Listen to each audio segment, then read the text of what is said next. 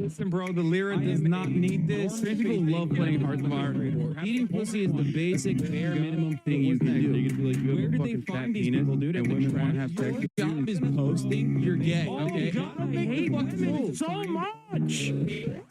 It's here leave so last. He's such a himbo. I can't handle it. He's got a car and a house, and it's better than mine. How the fuck can I sit here like and fine? That's just maybe in a fucking home. It's streaming. Watch him on that club.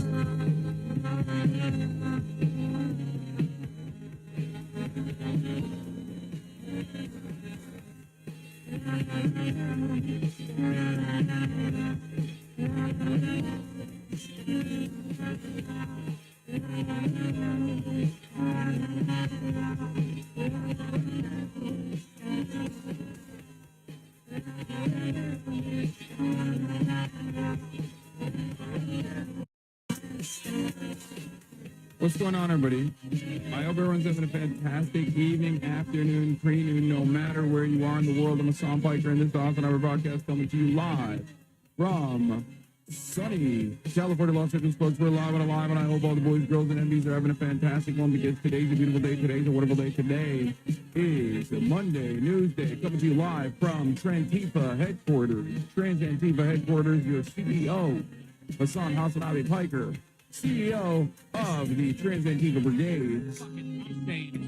Today's a beautiful day, ladies and gentlemen, boys, girls, and MBs. Today's a wonderful day. Today's a fantastic day. Today is the day that we will take a severe hit to the Antifa headquarters and our numbers. That's right. Why, you might be asking? Well, the reason why today we're taking a significant and severe blow, perhaps the most devastating blow to the Antifa numbers that we have, albeit strong, albeit loyal, is because today's the day that the administration tackles autism. That's right. Obviously, autism is the number one reason as to why we have Hasanabi Heads to begin with. It's the number one reason why we are here to begin with. And now the administration is taking a eugenicist step. They are curing autism. It's over for all of us. RIP, RIP, 07s. Once the cure comes in, every single one of you is going to drop this whole socialism, political hyperfixation bullshit and be fixed and be cured. All right. Anyway, lots to talk about. Lots to talk about, of course, but before I get into all of that, this is the part of the broadcast where I tell you about my personal news. It is Monday, September 22nd, 2025, 10:59 a.m. I'm actually early. It's 78 degrees and sunny here in Los Angeles, California, with moderate air quality. And there is so much to talk about. I'm Hassan Piker, Hassan Hasanabi Piker, and, there is a tremendous number of news to cover. As always, you already know we're going to get to all of it. Personal news-wise, I ended the broadcast after a 6 hour and 50 minutes on Sunday, and it was because I was tired. It was because I was sick and tired. It was a big news week, and so I did a half day. Probably was fearful of the autism cure coming in to take away my career from me. And I had to deal with that by downloading the Metal Gear Solid Remaster collection that is available on Steam. And I did that, and I started playing Metal Gear Solid 1 to just focus on my other hyperfixation. Anyway, have you started listening to Blowback Season 6 yet? No, I have not, but I will be having Noah Cohen and Brandon on most likely later today. They want to come on and promote it. As always, you already know, Blowback, one of the most complimentary podcasts to this broadcast, as I always say, as I always talk about. MGS1 GameCube version of PS1. Yeah, that's, I have the GameCube here as well, so that I can do that. I can do Twin Snakes. But in any case, ladies and gentlemen, boys, girls, and MBs, there's so much to talk about, but personal news-wise, not a lot going on in my life. I did one call this morning. It wasn't, you know, anything crazy or whatever. But yeah, I've been watching The Good Lord Bird, playing a little bit of MGS, Solid Snake, first one, and you know, hitting the workouts as always. You already know what it is. Makes me feel good. Makes me feel comfy. Shouts out to the Adam Friedland Show. I'm wearing their merch. Is your neck still hurting? Yes, it is, but a little bit less than yesterday, so it's good. I was also ripping the 225 piece like it's nobody's business, but I didn't look too hot while I was doing that, so I didn't post that one. But Twin Snakes is trash. Play OG. I have played OG, and I've never played Twin Snakes, so I might try it. But I heard it's like, you know, not faithful to the original. But regardless, let's talk about a serious topic. Let's say you want to get girls, and then you get rejected, you get upset, and you back home at 10 p.m. You open the fridge, you eat fast, forget what happened, and that is an addiction problem. Dog, how do you know my life? Why are you calling me out like this? Get out of my brain. Get out of my house. I just started the broadcast. Why are you attacking me? Is this how you guys feel when I talk about when I shit on a person and I read them to filth, and then everyone's like, damn, why are you attacking me about my social anxieties, you know? Yo, dog, down 55 pounds, and I want to say thanks for the constant reminder of the importance of fitness and nutrition. Hell yeah, baby.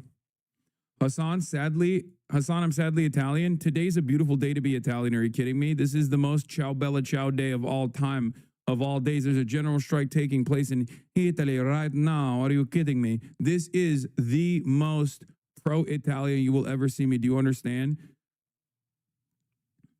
This is my number one day to be Italiano. Are you kidding me? Actually, you know what? As a matter of fact, let's hit that. But they are fascists. No. You have your comrades, you have your partisans, you have your partisanos. Okay. Do not assume that all people of one nation are like this. That's crazy. That's crazy. How dare you? And especially today of all days, when the Italiano people are saying ciao bella ciao to fascismo. Okay. Are the white boys speaking Italian? This white boy certainly is. You want to see?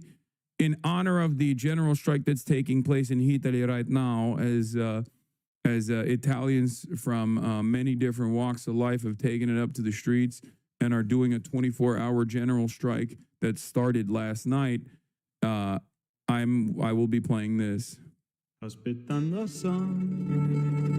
si andrà a guardare un video e poi giù 3 ore a commentarlo sul suo stream per tutto il dì o su che stiamo aspettando chissà quest'oggi che farà, dai che il casino è aperto, si scomette un po', so già però che starò quel giorno qui seduto aspettando un tempo era dedito ora invece fa solo Di una Volvo. quanto tempo è trascorso qui aspettando siamo qui che aspettiamo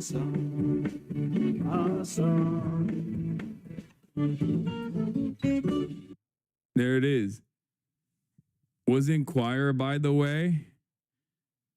Aspettando Hassan. Italians are not a monolith, unlike the Polish. No, the Polish are not a monolith either. Nobody is. Come on. All right. Anyway. My friend dumped her boyfriend because he was disrespecting you. That's crazy. I mean, it's indicative of like a weird political worldview if that's like the major reason, but don't make me be the reason, you know, that's crazy. How's your face, monster? Is bad. It's not good. Okay, all right. Let's get into it. There's so much happening in the world. We got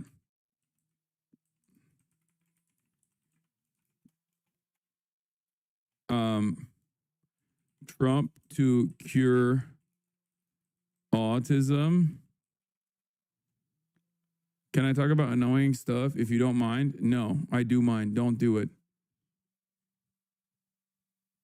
Okay.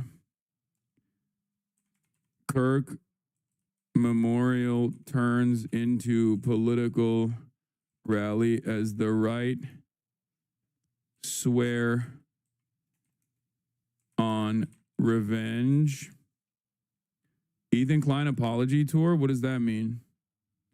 Are you guys talking about the one TikTok that he posted being like, hey, that one time I actually said I love Israel and I'm going to go there and it's multifaceted. That was actually my mistake. I'm so sorry about that. But that's it. Nothing else. Okay. Nothing before and nothing after. Yeah. Yeah. I think it's a sign of the times. It's a sign of the times that even someone who is as viciously a defender of Israel and an attacker of Israel's biggest critics is recognizing that he feels the need to do some propaganda to kind of take back some of the things that he's done.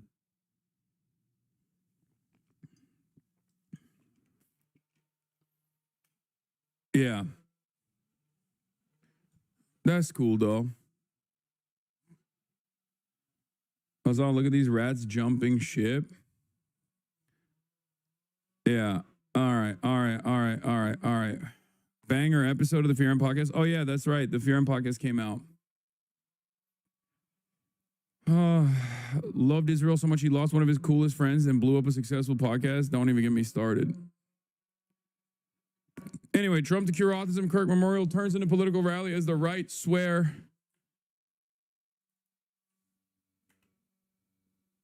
to revenge.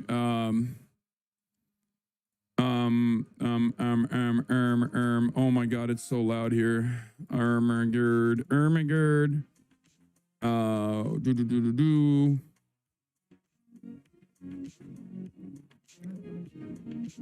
Palestine state recognition makes Israel mad.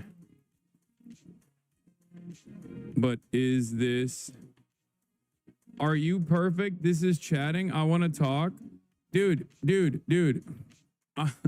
Chatters, I'm not your personal therapist, all right? What's going on right now? Please stop. Motherfuckers will come in here and be like, I want to be annoying. Can I be annoying to you? And there's like 20,000 other people in here that are like, yo, can you give me the fucking news? Come on, news boy.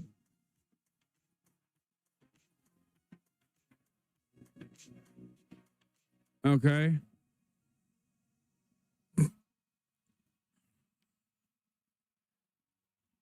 Anyway, where was I?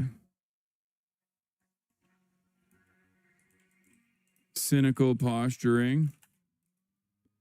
Tom Homan gets a bag. And more. Get in now. Yeah, I mean, there's so much like international news as well. Obviously, Jolani, also known as Zelensky, Mr. Pragmatist, is here.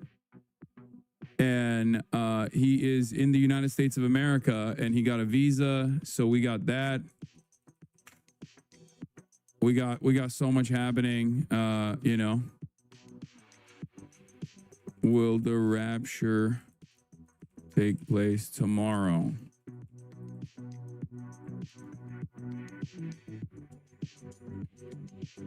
Get in now. Oh my God, it's so fucking loud. I can't even hear myself think. Big anti-corruption protests in Pinoy lands as well. Eric moved to China. I know. He already told me that he was going to move to China. Escaping the American century of humiliation by becoming a swagged out white boy, Chinese style. Ay, it's so fucking loud out there. Holy shit. Why don't you wear a headset? Because I don't like wearing a headset, and I don't think I want to wear a headset for 8 hours a day. Eric who? Hovagim. Eric Hovagim. My cam op in New York. My New York cam op is gone. Hasanabi head, who makes wonderful TikToks and YouTube videos. Your Rapture coverage going viral. Christian Talk thinks the Rapture is happening. Oh my God, we have to investigate. When you finally start moving up into the air, I recommend that you don't hold on to anything. I definitely don't recommend looking down. Just keep calm, take a deep breath, slowly release it, and keep your face looking upwards. And pray you're not on the toilet. Hey, yo, she's joking, right? Like she's not being serious. People are going to check the 3 Ps immediately after you're gone. They're going to go through your pockets, your purse, and your phone. Wait, what? So are your clothes left behind? How does that work? Do you get sucked up into the heavens naked? You go up naked? So you're going up, and while you're going up, you look to your left or your right, you see Barbara with her hanging out? That's crazy. Your shit's gonna get shriveled sideways on the way up. I'd be holding on like, no, don't look. It's different. It's so cold. There's a lot of air friction. That's the Rapture trip tip I would give. Your shit's gonna be dangling. As soon as you feel the Rapture happening, you need to give it a couple tugs. Or else when you get up there to the pearly gates, everyone's gonna look at you and be like, damn, dog. Immediately go spit it in your hand and start giving it a couple quick tugs. It's okay. You're getting sucked up into the heavens anyway. What are they gonna decide mid-Rapture? Oh no, you masturbated? Like, nah, it's fine. At that point, you're already halfway up there, you know? Or even better, crack a blue chew. Always keep a pocket blue chew for when the Rapture might happen. So you just get up there, and while you're up there, you just fucking rock hard.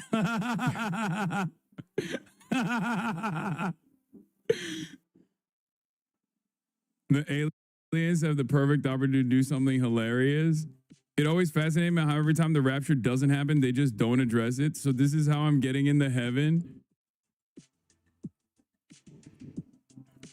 I went down to the Rapture talk rabbit hole. The whole mess is wild. I saw one where a boomer canceled his health insurance. Like, what?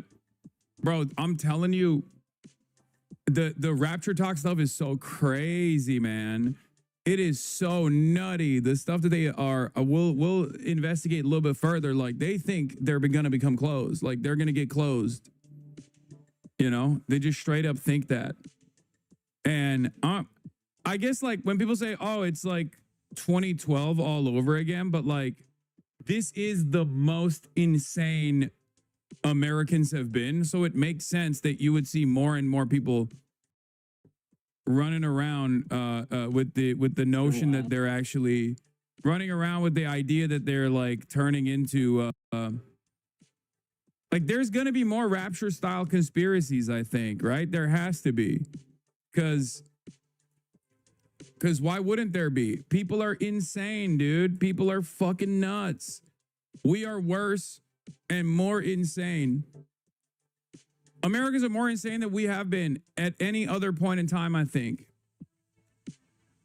You keep joking and things always happen, so I'm gonna need you to stop. Anyway, here's the blast off. Here's the blast off. I don't know if it's relevant to your interest, but the entirety of the Left Behind Rise of the Antichrist is on YouTube for free, and it stars the Hercules guy in the lead role. Kevin Sorbo, that's my goat. Please laugh at my becomes closed joke. Yeah, that's what's gonna happen to me. That's me. Tomorrow. What is this? What are these panties? And you got a tail?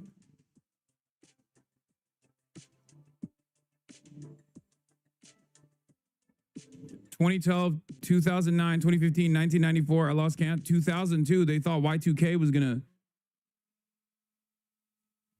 destroy time as well. Leftist cat watching you.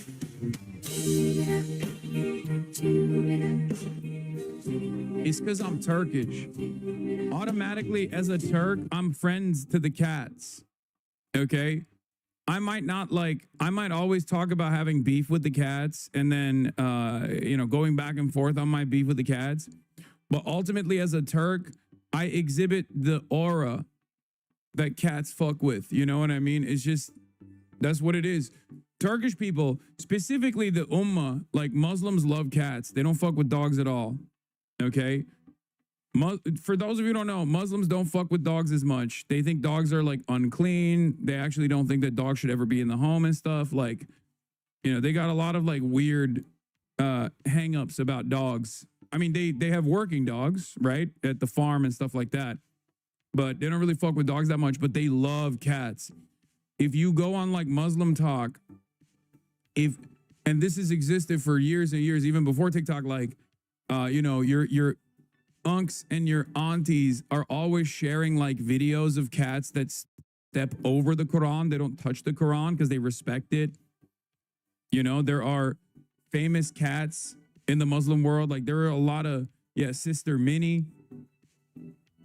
So, and obviously Turkey is the most like, Istanbul is cat paradise. I mean, there's an entire documentary designed around it too. Like there are hella cats all over the place in Istanbul. And I think cats just kind of respond to the vibes that I put out that way. Like I put out some positive vibes in general.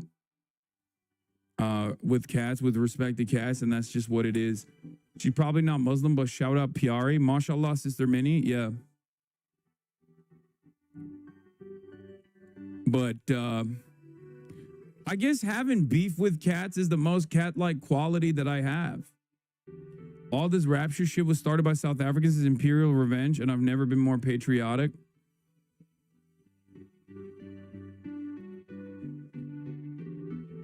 Yeah, please go to a cat cafe. Sure. One day. Inshallah, one day. All right. One of these years when the Rapture hits, we're going to feel real stupid. Honestly, I don't think so. I already said this, but like, if it's win-win regardless, right? Like, if it happens, then, and it's actually the way that these guys have presented it, like, some of the most annoying people are no longer going to be here with us. So in that sense, like, I'm perfectly fine with it. So I don't really have an issue with this. You know what I mean? I don't really have an issue with like a lot of the like automatically so many people who believe that this is going to happen and it's imminent are so fucking annoying that like I'm fine with the O senin kahve geldi büyük ihtimalle.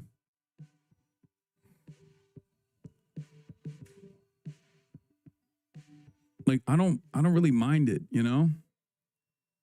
It's kind of the same with like hell, right? On the one hand, you're like, oh man, that seems pretty terrible, but like all the cool people, technically, all the least godly people are some of the best people I know. Some of the people that like unironically do charity, direct action.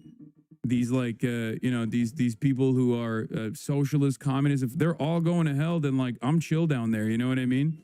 People that present themselves as the most godly figures, on the other hand, they're boring as hell. So who knows? Are you announcing you are pro-autism or anti? I need to know. I'm agnostic on the autism stuff.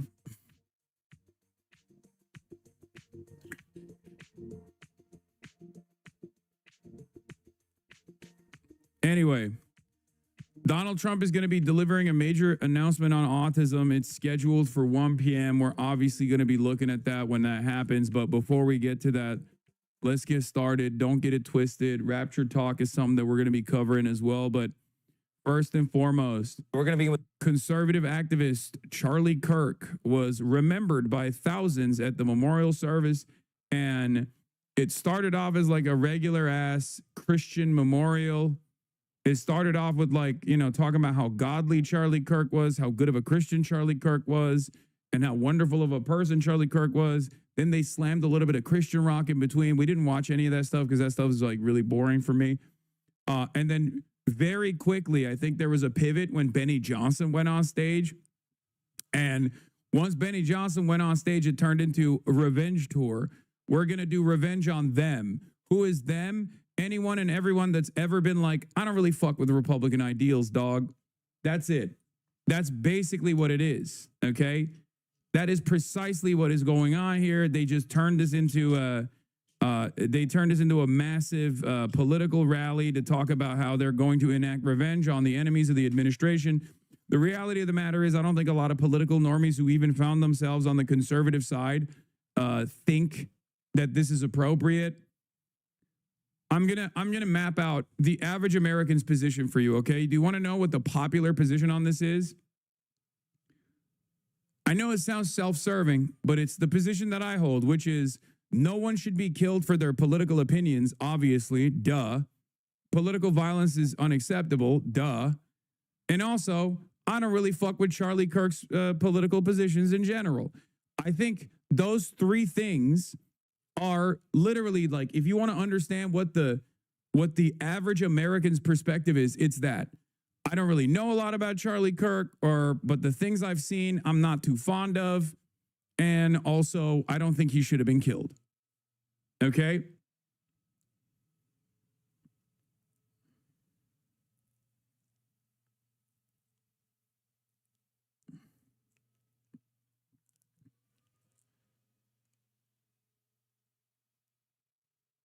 Anyway.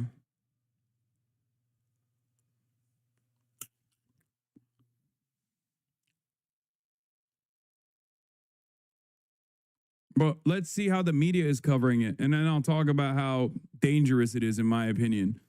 The blanket idolatry that you are seeing, both from Fox News, which is expected, but also from regular mainstream news as well. The news, though, the highly emotional and often spiritual memorial service for Charlie Kirk, the influential conservative activist and organizer, where tens of thousands of people packed into Arizona's NFL stadium yesterday for an event that had so many people, thousands more could not fit inside that giant arena. President Trump and members of his administration offered tributes to Kirk as a friend and also tributes as a political ally. And in one of the ceremony's most powerful moments, Kirk's widow said she forgives her husband's assassin. Chris Van Cleve was... This was like a powerful moment, probably the most powerful moment, but then immediately it just got redirected back on this narcissistic vengeance quest that Donald Trump is on. Like, she went with the, you know, I'm a Christian, and obviously as a Christian, I believe in like redemption. I believe in, you know, forgiving everyone no matter how horrible their sin is. And then immediately Donald Trump came in and was like, fuck that. I hate everyone. I'm going to kill people. We got to deal with the left, the political left. Anyone that's ever said I am mean must go to prison. I do not care. At the stadium. I'm going to solve autism. Like, perfect opportunity for Trump to be Trump, you know, no matter what.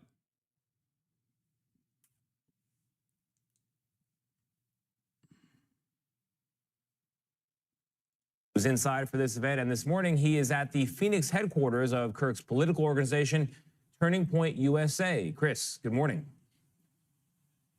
Well, good morning. Kirk could be a polarizing political figure, but most of the focus of his memorial was on his deep Christian beliefs, many of the speakers likening the service to a religious revival.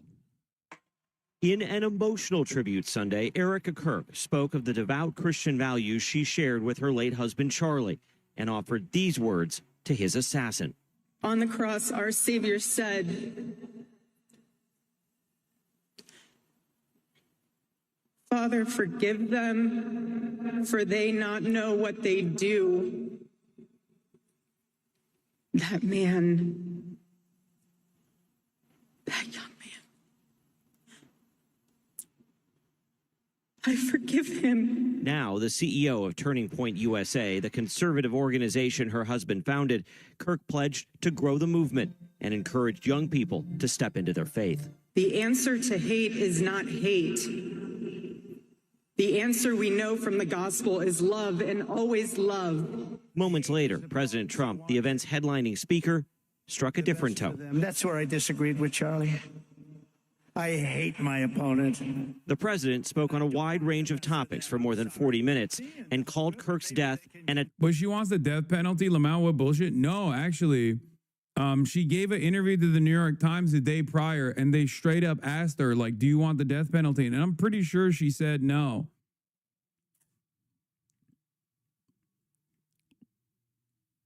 Like, I'm not saying this so you think that, like, so you love Erica Trump or something, or Erica Kirk or something. But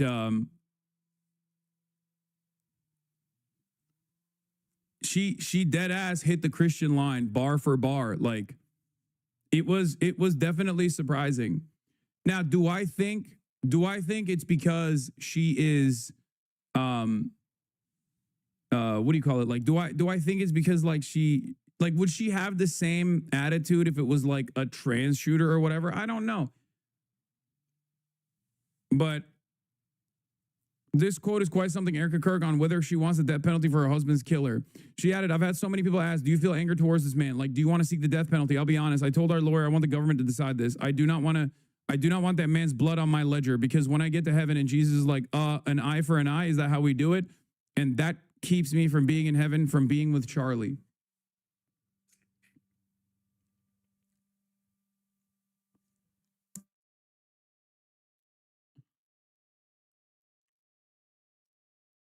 I will say, well, look.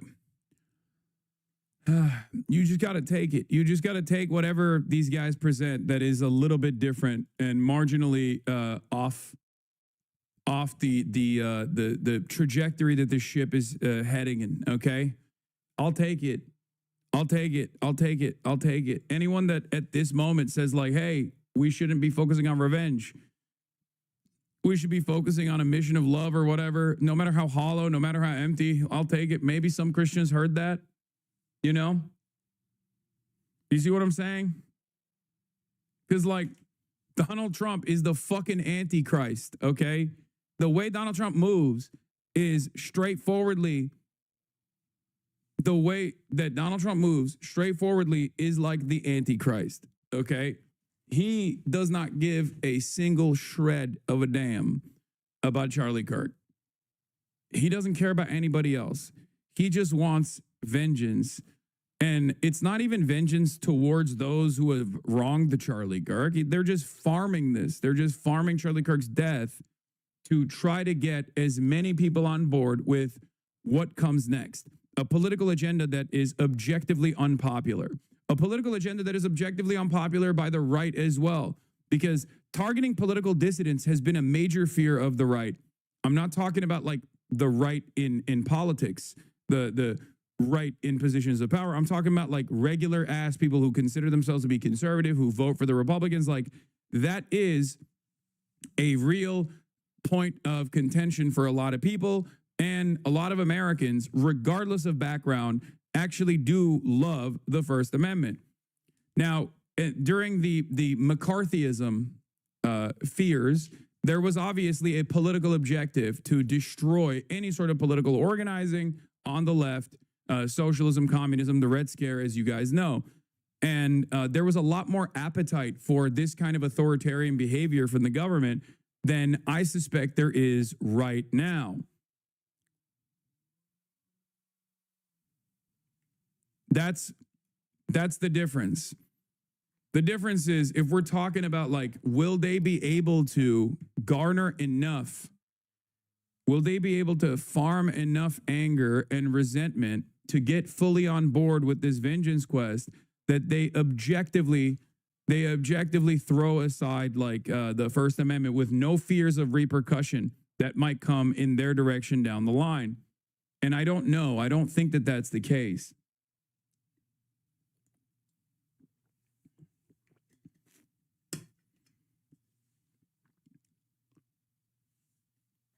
Because the enemy from within narratives don't necessarily work as well unless there is a clear-cut enemy externally.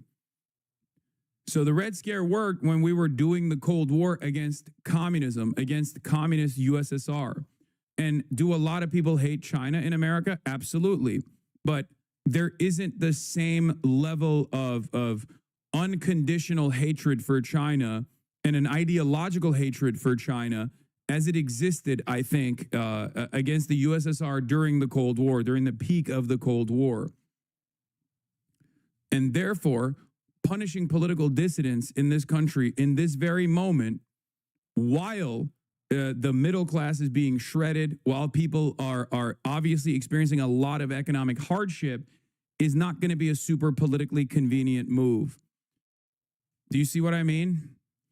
Whereas if there was a robust middle class with at least some labor protections and whatnot, and a sense of comfort and security, they would probably be more on board with these kinds of decisions from the government, especially as they are truly fearful of their beautiful way of life being taken away from communist elements from within that are getting foreign funding from the USSR, the ultimate enemy, the enemy that is the ideological core, the ideological heart of communism and socialism. Americans right now are suffering economically, and they don't have any sort of understanding that like the future is going to be bleak if other guys actually change the mindset of Americans in general. Like, if you were to ask Americans right now in this very moment, like, do you want to vote for a guy who's going to give you free healthcare? It would be massively, massively popular. Okay?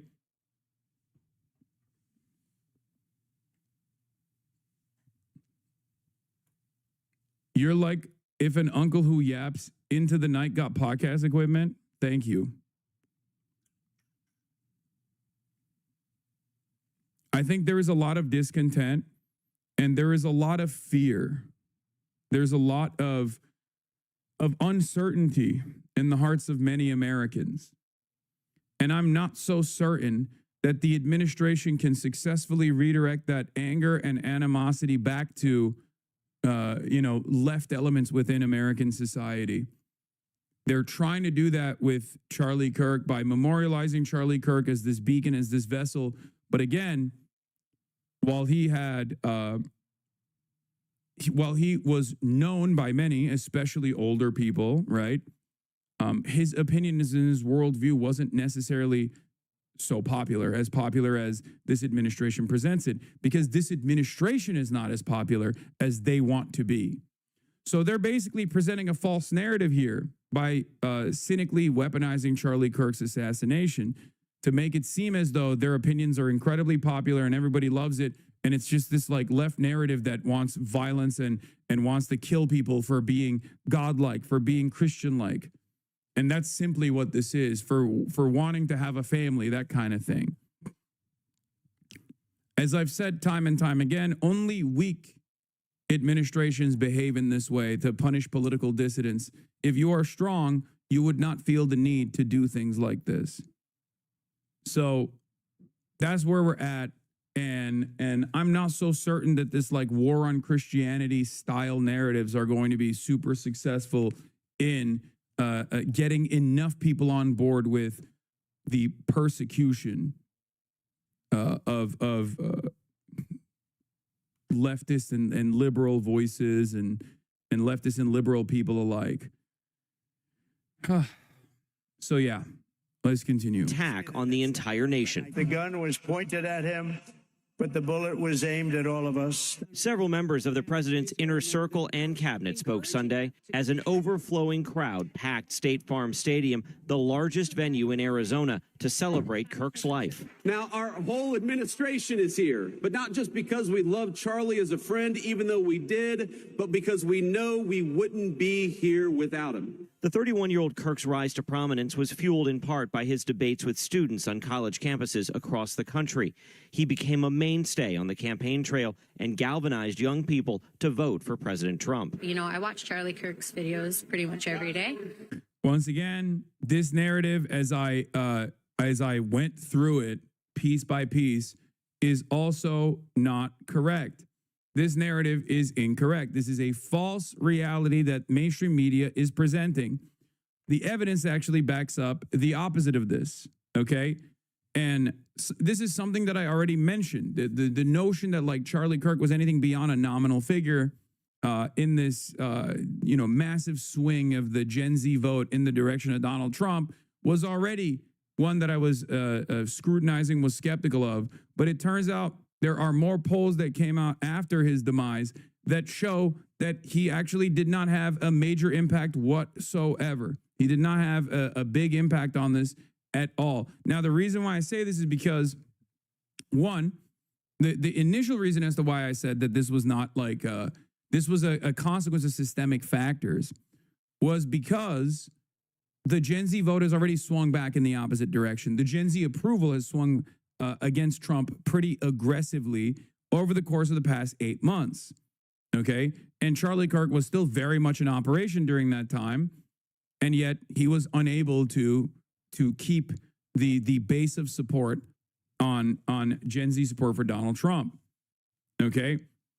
But outside of the polls that we have consistently looked at, the new polls that came out specifically around Charlie Kirk show that many people know who Charlie Kirk is, especially on college campuses. 90% have heard of Charlie Kirk, but 70% don't agree with his worldview. And it's more so just the older population, 45 plus, and especially 65 plus, that actually like Charlie Kirk's worldview. And it makes sense. Of course it makes sense. These are very conservative values. There's a lot of Gen Z that are going to take issue with this because they were born into a very different reality. Hassan, you help legitimize people like Charlie Kirk. What is this? Chinese state capitalism has overtaken Western capitalism. That's what this is really about. The U.S. is desperate to change the rules. Whitewashing Charlie Kirk is going to be difficult when his racism, misogyny, and bigotry is online for the world to see. Hassan, you help legitimize people like Charlie Kirk. Stop it. Yes, I did, famously. No, you're absolutely correct. Debating fascism is great. No, you're right. The president didn't legitimize Charlie Kirk. It was actually your favorite Twitch streamer that did this. Yeah. No, this makes a total sense, actually. You are the smartest leftist and the most woke, I think. This is just a different version of saying, why are you platforming Donald Trump? You did play a part. Damn, don't be sensitive. I'm not being sensitive at all. I just think you're fucking stupid. I think you're mistaking me making fun of you for some kind of sensitivity because you think you got me. No, I just think you're dumb. This is a dumb take to have. There are better people that you can present as me actually platforming them, even if it's by accident.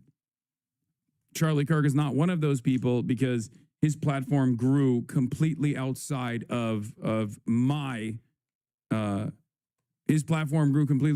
my control. Like, it's ridiculous. Okay. All right. Well.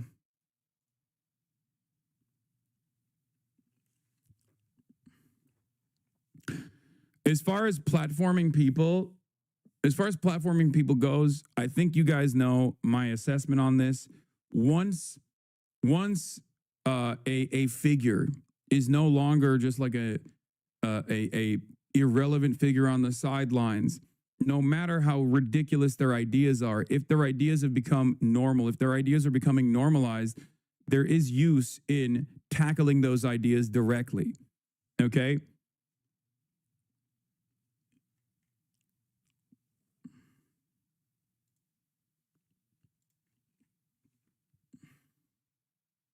Didn't Charlie Kirk blow up well before you as well? No, we blew up at the same time, but he blew up to a completely different proportion in comparison to my career. A better example of this is Nick Fuentes. Under no circumstances is it worthwhile to debate a Nazi. Debating a Nazi is like debating a flat earther. You have to learn all of the insane conspiracies that they believe to be adept at tackling said misinformation. And also, in most circumstances, the goal is not to arrive at a truth for the Nazi. The goal for the Nazi is to specifically have a microphone, a platform, so that people hear them trolling, right? And while that is the case for someone like Nick Fuentes in the past, when he has no platform whatsoever, I think it's like completely irresponsible to offer them any fucking, any microphone whatsoever, okay? Once it gets to a point where that is the normal attitude, that is becoming, when he becomes like a mainstream household name, then you have to tackle it. That's it. This is why I was very, very aggressively criticizing Sex Pestany for straightforwardly giving Nick Fuentes a platform when he was completely irrelevant. Okay? It was one of my biggest mistakes as well. Didn't you debate Fuentes in 2019? Exactly. No, I did. I did. And it was a last second switch up, and I did not like that at all. It was way back in the day. And I think that that played some role. This is something that I'm, something that I've talked about quite a bit. It's a mistake.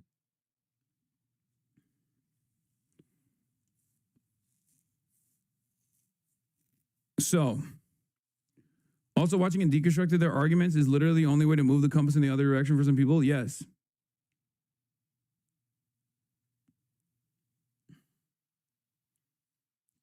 Luckily, it actually didn't, elevate his platform or status at all, especially because back then I didn't have a major platform myself.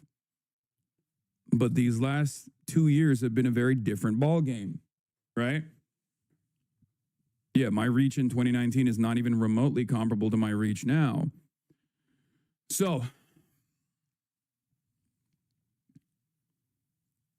anyway, let's get back to the Trump or the Charlie Kirk Memorial. Brittany Hegberg traveled to the memorial from Minnesota. I thought that he really stood up for what he believed in, and I really admired that a lot, and I think the world needs more of that. Kirk's positions were not without controversy, but his death sparked widespread outrage and heartbreak, and his allies said Sunday it had immortalized him. You have no idea the dragon you have. This, by the way, this speech, verbatim, from what I understand, it sounded really strange, and I covered it at the time in real time. It sounded weird. It sounded kind of like a Nazi speech. From what I understand, it quite literally was a translated speech from Goebbels. Like, different aspects of the speech were damn near identical to both Japanese fascist speeches and also Goebbels talking about Horst Wessel as well, which I'm going to cover.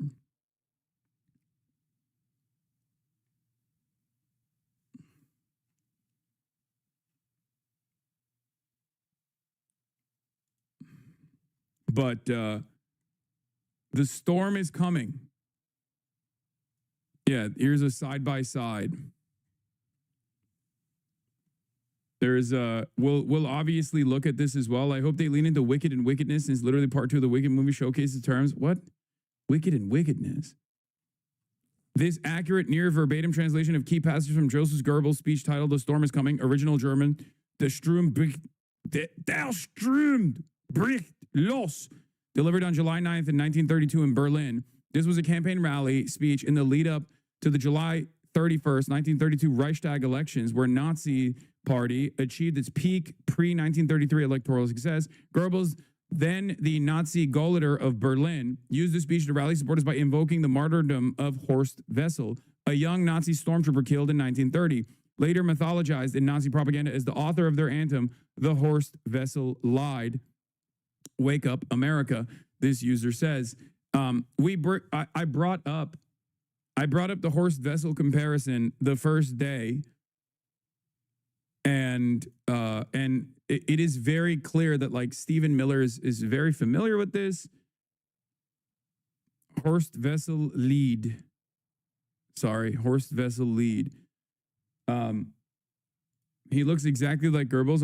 I'm uncomfortable. What? Stephen Miller, who is genetically reincarnated Joseph Goebbels, will be speaking at Donald Trump's rally in Madison Square Garden. Can't imagine an uglier stain on U.S. history. Let it be the Nazis' last gurgling gasp. Yeah, that didn't happen. Oh my God, he does look like. Oh my God, what the fuck?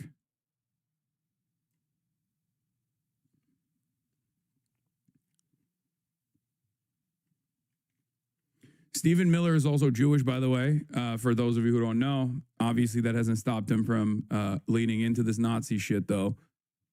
Let's be real.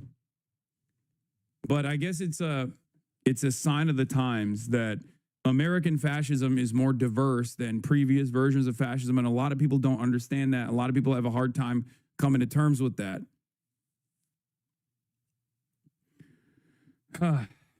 I mean, he has been quoting prominent Nazis for quite a while now, but this one was pretty. This one was like pretty. The comparison is just, it's no longer a dog whistle. It's more so a fucking bullhorn. Awakened. You have no idea how determined we will be to save this civilization, to save the West, to save this republic. So let's start off right there. Okay.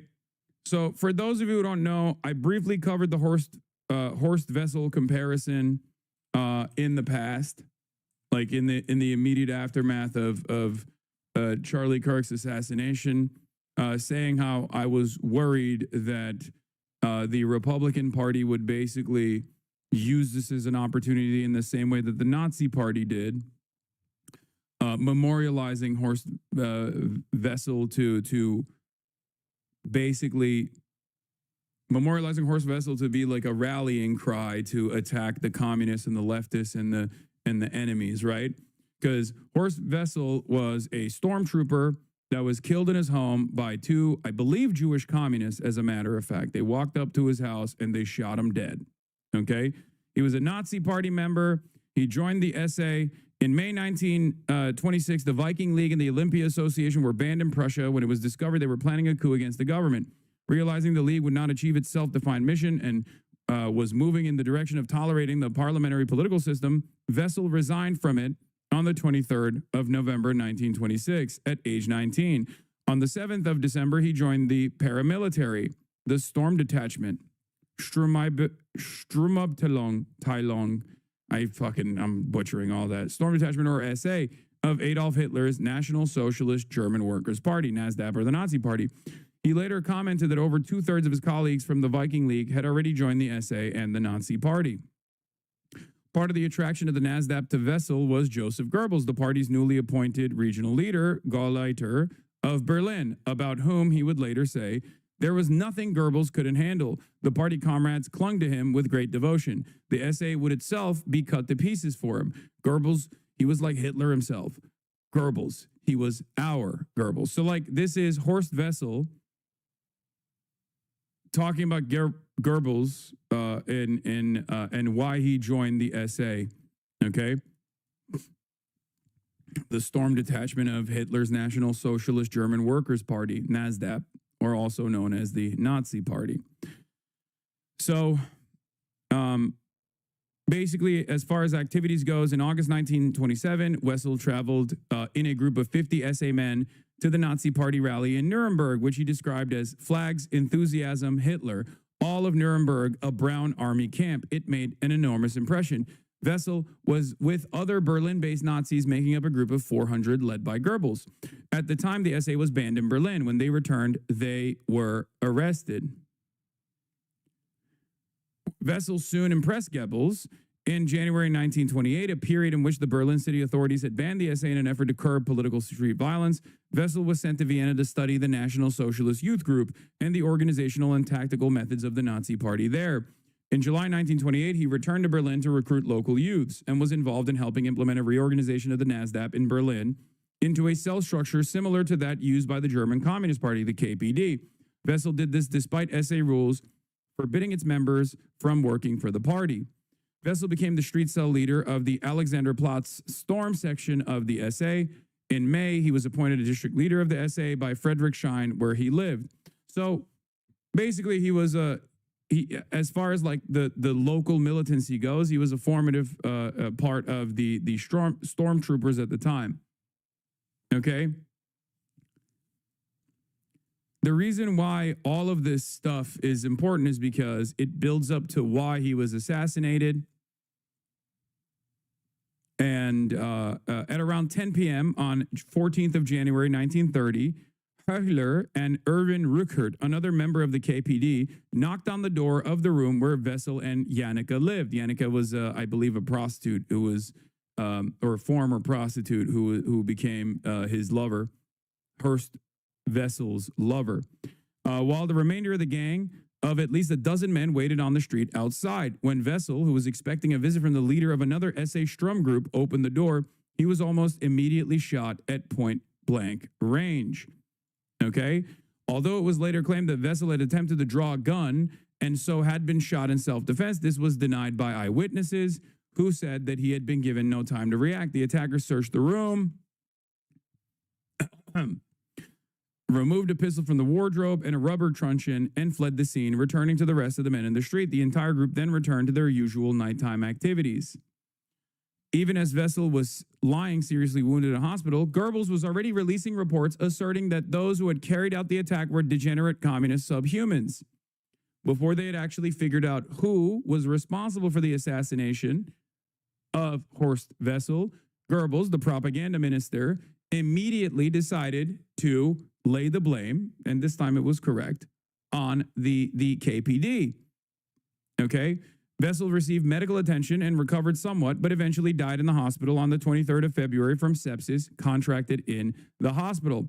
Following his death, the National Socialists and the Communists offered different accounts of the events. The police, led by Chief Inspector Teichmann and several courts, determined that both political and private reasons had led to Wessel's assassination. By the 17th of January 1930, the police had announced that Höhler, whom Janneke had identified as the gunman, was their prime suspects. Here it is. Albrecht Höhler, the man arrested and was later killed for Wessel's murder, wearing the new suit given to him by the Communist Party. Okay?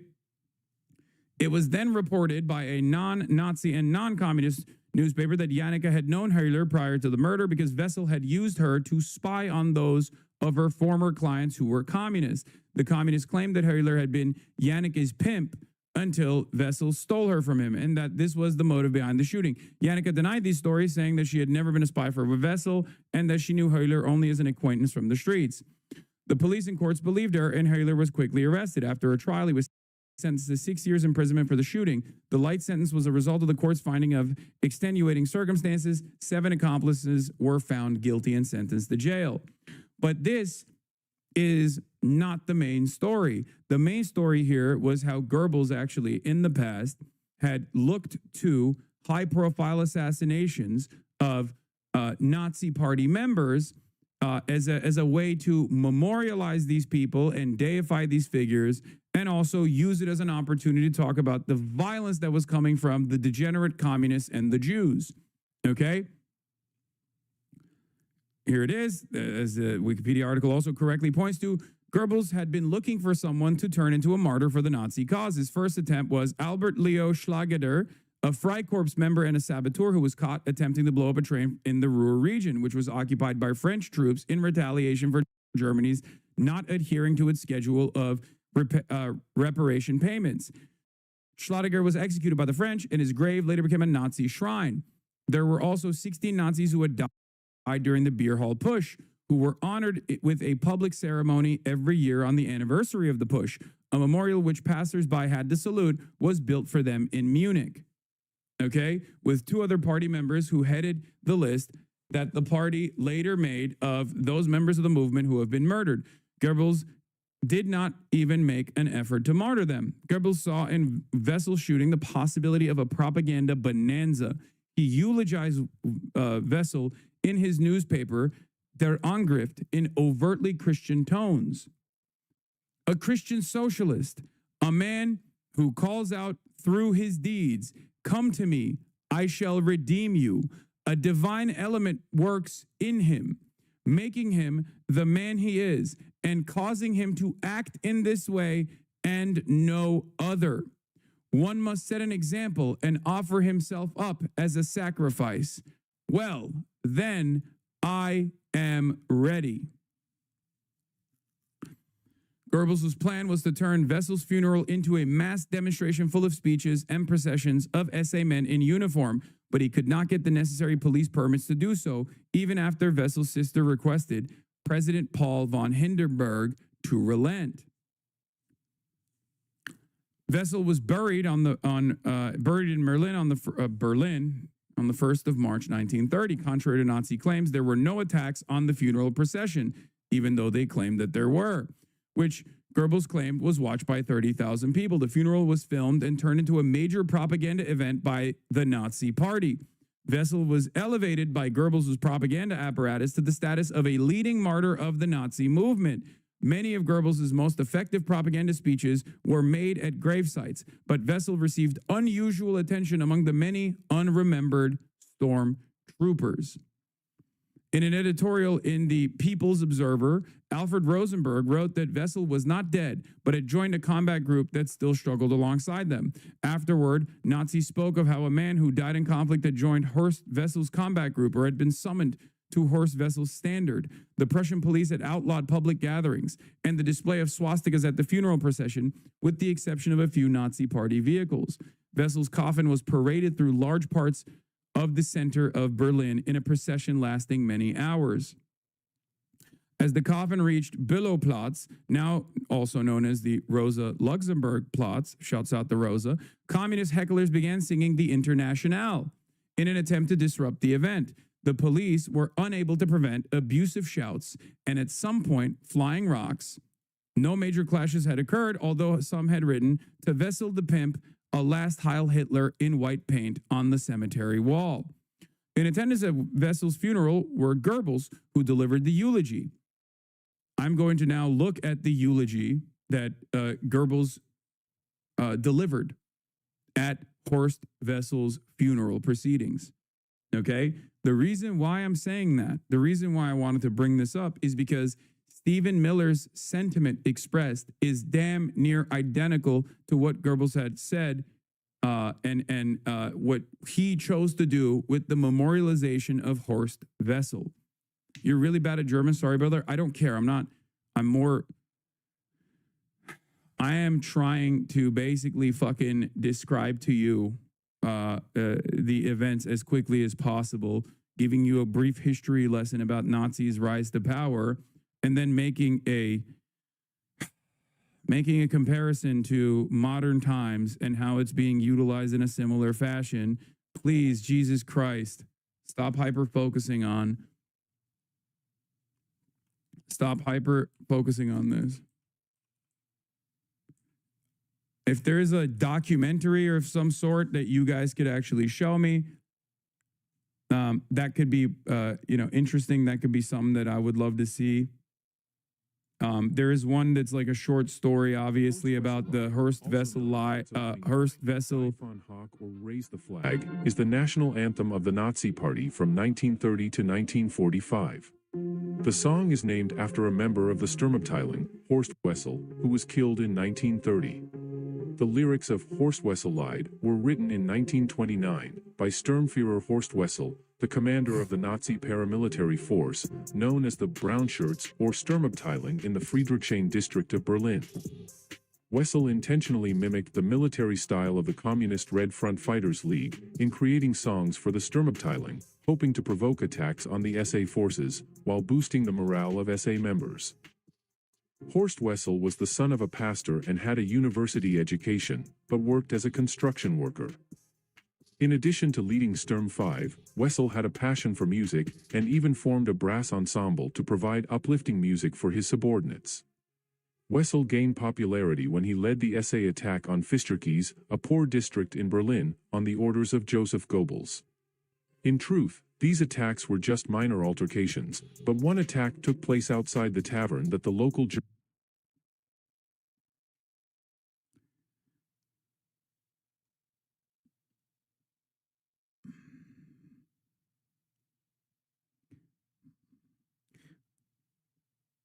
I can't stand you motherfuckers sometimes. This is sometimes. Okay? I can't stand you. I'm serious. Please stop, Chad. Y'all are so fucking annoying, dude. Wait. Jesus Christ. Lord have mercy. You are fucking relentless, dude. Just fucking lock in, brother. What happened? Look at the chat. Everyone's like, this video sucks dick. It's AI. It's bot slop. Don't do it. Blah, blah, blah. Who gives a fuck? It's a 5-minute video. Shut the fuck up. Communist Party used as its headquarters. As a result of the turmoil, 5 communists were injured, and 4 of them seriously. Communist newspapers accused the police of allowing Nazis to escape while capturing injured communists, while Nazi newspapers claimed that Wessel was attempting to give a speech when communists appeared and initiated the fight. Following the incident, posters featuring Wessel's face and address appeared in the streets, with the slogan, "Attack the fascists wherever you encounter them." Wessel's tragic story began in 1929, when he fell in love with Erna Jenick, a Berlin prostitute. They lived together in a room on Karl Marx Allee, but the landlady, Elizabeth Somm, disapproved of having a prostitute on her property. After a few months, a dispute arose between Somm and Wessel regarding unpaid rent. Somm asked the Wessel couple to leave, but Jenick refused. Subsequently, Somm sought the assistance of the Red Front Fighters League to harass and evict them. On January 14, 1930, Wessel was shot and severely injured by two members of the Communist Party. Wessel underwent surgery at St. Joseph's Hospital, which stopped his internal bleeding, but surgeons could not remove the bullet lodged in his cerebellum. As a result of the incident, Wessel died in the hospital on February 23 due to blood poisoning that he had contracted during his hospitalization. As a cunning opportunist, Goebbels organized Wessel's departure in order to gain as much benefit as possible for the Nazi cause. Since early on, Joseph Goebbels had attempted several times to create Nazi martyrs for propaganda purposes. With Wessel's death, Goebbels made significant efforts to mythologize Wessel's story, even as the man lay dying. Goebbels went so far as to meet with Wessel's mother and recount her son's life story. He viewed Wessel as an idealistic dreamer. In his notes, Goebbels described Wessel's entire face being shot, claiming that Wessel said to him, "We must continue to advance. I am happy." Goebbels consulted with Hermann Göring and others in the party on how to respond to Wessel's death. In response to Wessel's departure, they declared a mourning period until March 12, during which party members and SA would refrain from entertainment, and Wessel's name would be mentioned in all party meetings. However, Goebbels' most strategic propaganda tactic occurred long after Wessel's death. At that time, he discovered Wessel's song lyrics and transformed the lively march into the Horst Wessel Lied. The lyrics condemned both the communist and conservative movements. Shortly thereafter, Goebbels promoted the establishment of Horst Wessel Lied and Deutschlandlied as the German national anthems. Hitler and the Third Reich leadership enacted laws in May 1933 that designated Deutschlandlied and Horst Wessel Lied as Germany's twin national songs. The following year, a rule required that the right arm be extended and raised in the Hitler salute when the first and fourth verses were sung. Some Nazi members were highly sensitive to the use of the Horst Wessel Lied.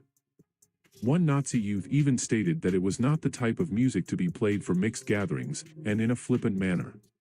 The song was also played in some Protestant places of worship, because certain elements of the Protestant church in Germany had embraced the cult of Horst Wessel, constructed by Goebbels with a model resembling past Christian martyrs. This part is also important because it wasn't just that like Goebbels saw this as a unique opportunity to also farm the Christian elements as aggressively as possible. Okay?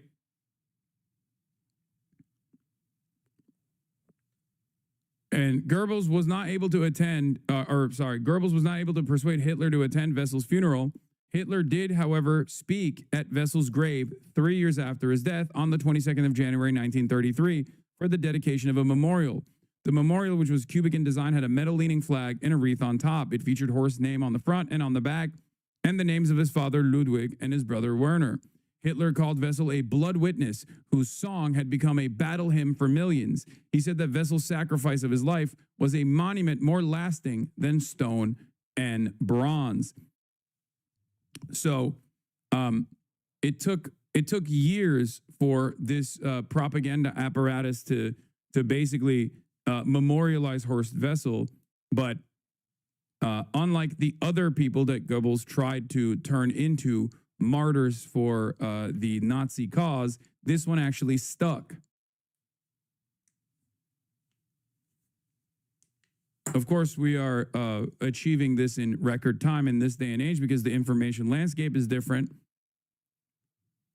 And I briefly alluded to this, my worries, my fears that this is what the administration will do about Charlie Kirk. And it didn't take a week for them to do exactly that. And not only was it, the Stephen Miller speech basically makes this undeniable. Okay? Donald Trump's utilization of the Charlie Kirk Memorial to talk about how Charlie's last words to him were "fix Chicago" by sending the stormtroopers, sending the military to Chicago, things of that nature.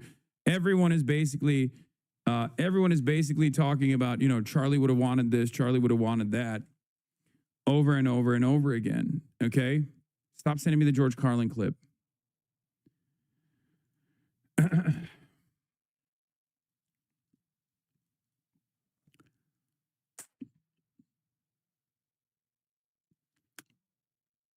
Fascists in the 1930s had this central trauma of seeing their friends blown apart in front of them for nothing, and their identities were warped by World War I. And this guy's dad's real estate business took a shit in the 90s, and he had to go to school with kids who weren't white. That's how he became a fascist. I guess his version of the storm of steel is when his dad had to sell his house and buy a smaller one south of the I-10 in 1998. But the similarities... What, needing training wheels on your cross is the perfect metaphor for the kind of performative Christianity on the right?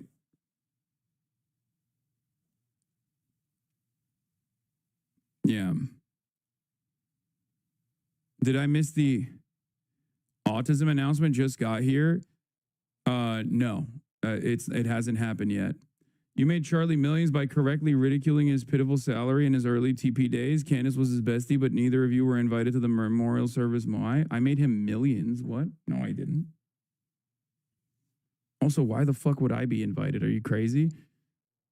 Candace Owens, on the other hand, very clearly was not invited because she quickly turned around and was like, this is Israel. Israel did this. Anyway. Now let's look at the key components of the speech and the similarities between what Goebbels had talked about in his "The Storm is Coming" speech versus what Stephen Miller said. So it starts off with, so our dead comrade Horst Wessel wrote, and we are fulfilling his prophecy. The others may lie, slander, and pour their scorn on us. Their political days are numbered. Stephen Miller said, the day that Charlie died, the angels wept, but those tears had been turned into fire in our hearts, and that fire burns with a righteous fury that our enemies cannot comprehend or understand. They promised you, workers, citizens, and creative Germans, a Reich of freedom and beauty and dignity. You are nothing. You can build nothing. You can produce nothing. You can create nothing. We are the ones who build. We are the ones who create. People rise up and storm, break loose. The storm whispers to the warrior that you cannot withstand my strength, and the warrior whispers back, I am the storm. Erica is the storm. We are the storm. You are the witnesses, the builders, the will bearers of our idea and our worldview. These aren't like... You are the witnesses, the builders, the will bearers of our ideas and our worldview. Our lineage and our legacy hails back to the Athens, to Rome, to Philadelphia, to Monticello. Our ancestors built the cities. They produced the art and architecture. They built the industry. Well, we the people have awakened. We have risen against oppression. 15 million people have joined an army of revenge. They cannot imagine what they have awakened. They cannot conceive of the army that they have arisen in all of us. You, men, women, and comrades, are the bearers, witnesses, builders, and finishers of this unique people's uprising. We have served the truth and only the truth. For 12 years, they have insulted and outlawed and slandered and persecuted us. We will achieve victory for our children, for our families, for our civilization, and for every patriot who stands with us.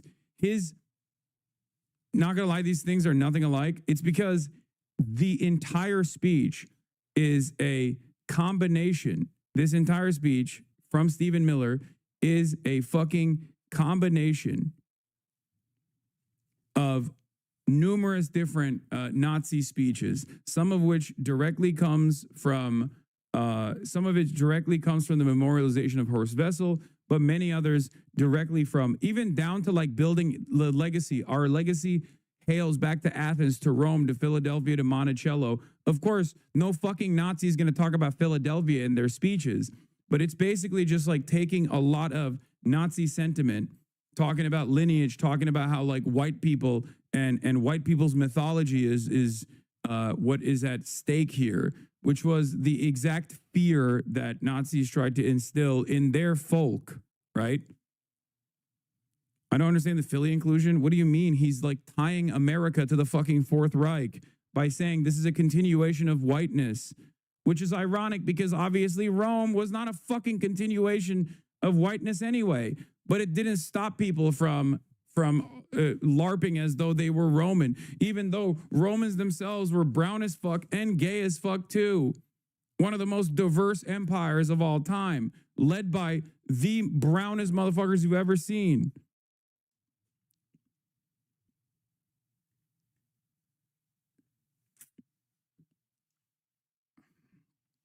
It basically ties Greek mythology and Roman mythology back to Western superior, a continuation of like the superior Western mythos.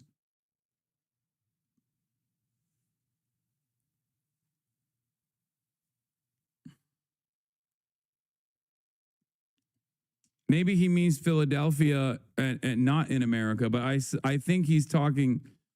I think he's talking about Philadelphia as the ancient Byzantine city in Jordan. I think he's using that as a double entendre. I thought, at most. Philadelphia was a Greek city that was in Turkey. It was where we stole the name.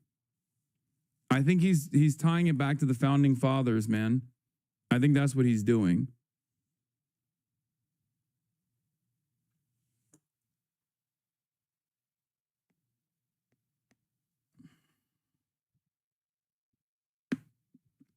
He's saying that the United States is our founding fathers is a continuation of like the preserving force of Western civilization and whiteness. Okay.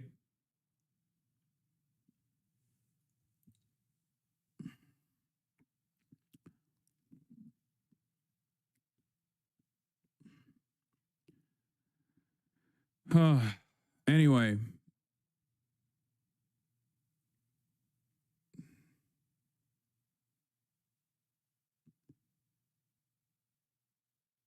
Regardless, if you look at his his attitude here, when he he talks about lineage, he talks about how they are the storm, he talks about vowing revenge for Charlie Kirk, and how similar this speech is to. And how similar the attempts are to what Goebbels did in the aftermath of Horst Wessel's assassination. Like, it's not, I don't think it's a coincidence. I think it's a not even a dog whistle at that point. I think it's just a bullhorn.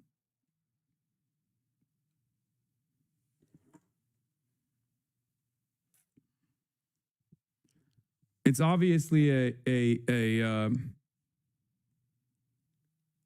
like from different parts as well. The storm whispers to the warrior that you cannot withstand my strength. And the warrior whispers back, I am the storm. America is the storm. We are the storm. Now people rise up and storm. Break loose, says Goebbels in his total war speech in 1942.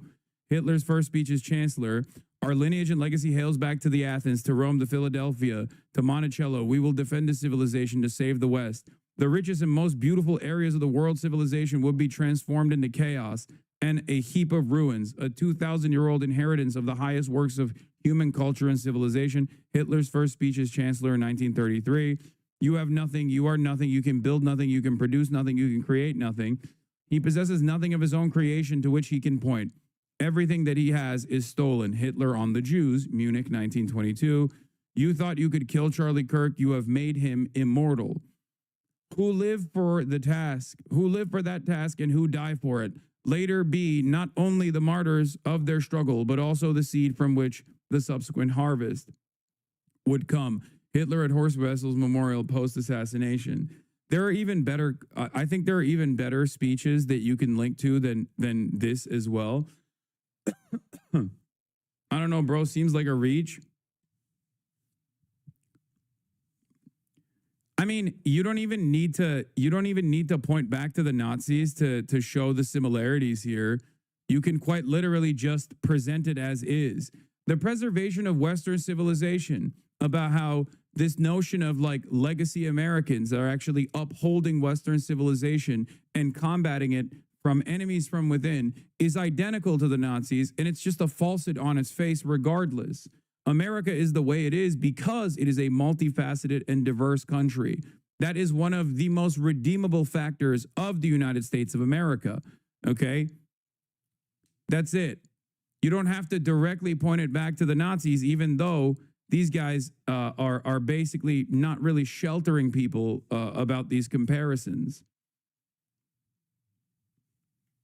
The themes are identical, especially because the ambitions are identical. The ambitions are identical. And in this circumstance, it's almost a one-to-one immortalization and deification taking place. It's the identical template because the worldview is identical.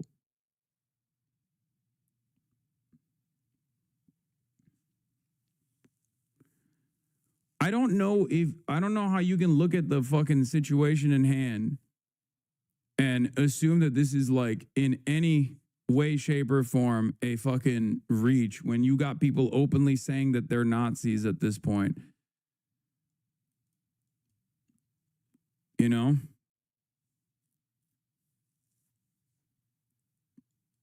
But this was before the Reichstag elections when the storm is coming was the name of this very famous speech by Goebbels. And in this speech, he talks a lot about when he's like rallying. There's a rallying cry for Nuremberg, but there are mentions of rising up and storming and breaking loose. Okay. The preservation of Western civilization, and also the immortalization of their dead comrade Horst Wessel, and following his lead. Okay, like that's what I mean. Like it's just identical. So our dead comrade Horst Wessel wrote, "We are fulfilling his prophecy. The others may lie, slander, and pour their scorn on us. Their political days are numbered. Adolf Hitler is knocking at the gates of power." I mean, this is obviously a different circumstance because he's like post-Trump's rise to power anyway. But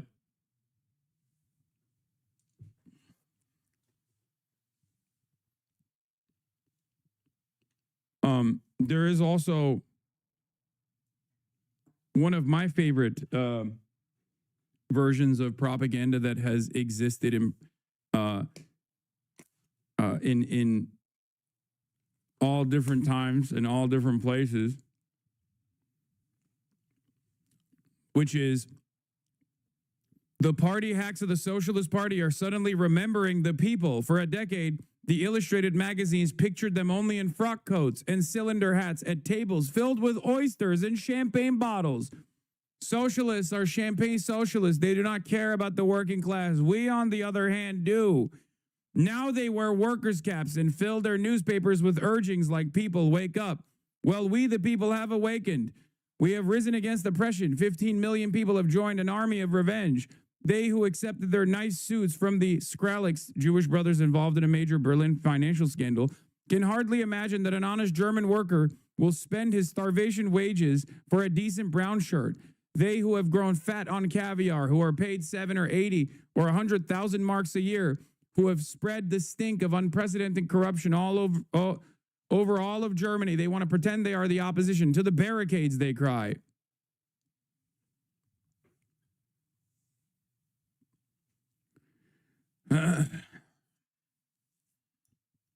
The Nazis who aligned themselves with capital and convinced those within the corporate structure that they would be the ones who actually preserve the capitalist hierarchy by force are also in the lead up, in the build up to their rise in power, in an effort to galvanize as large of a population as they possibly can, presented themselves as being pro-worker, left populist. This is something that I have pointed to over and over again.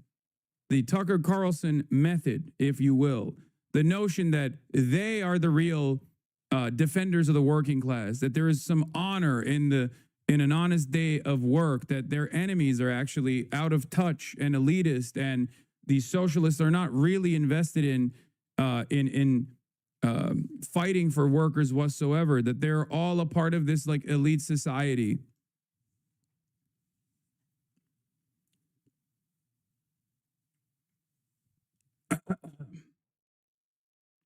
This speech isn't a one-to-one plagiarism, but it uses the same propaganda framework and devices, and they're doing clear dog whistles and call-outs and the inspiration. Yes.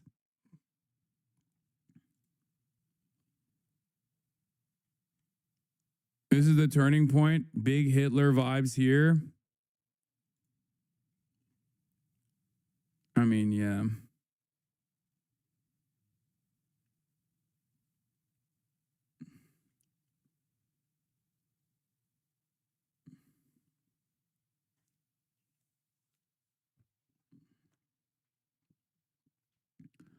And you are witnesses of this Germany. You people have affirmed this Germany. And we people speak in your name. We, the leaders of this excitement movement of the millions, we come for you, the people.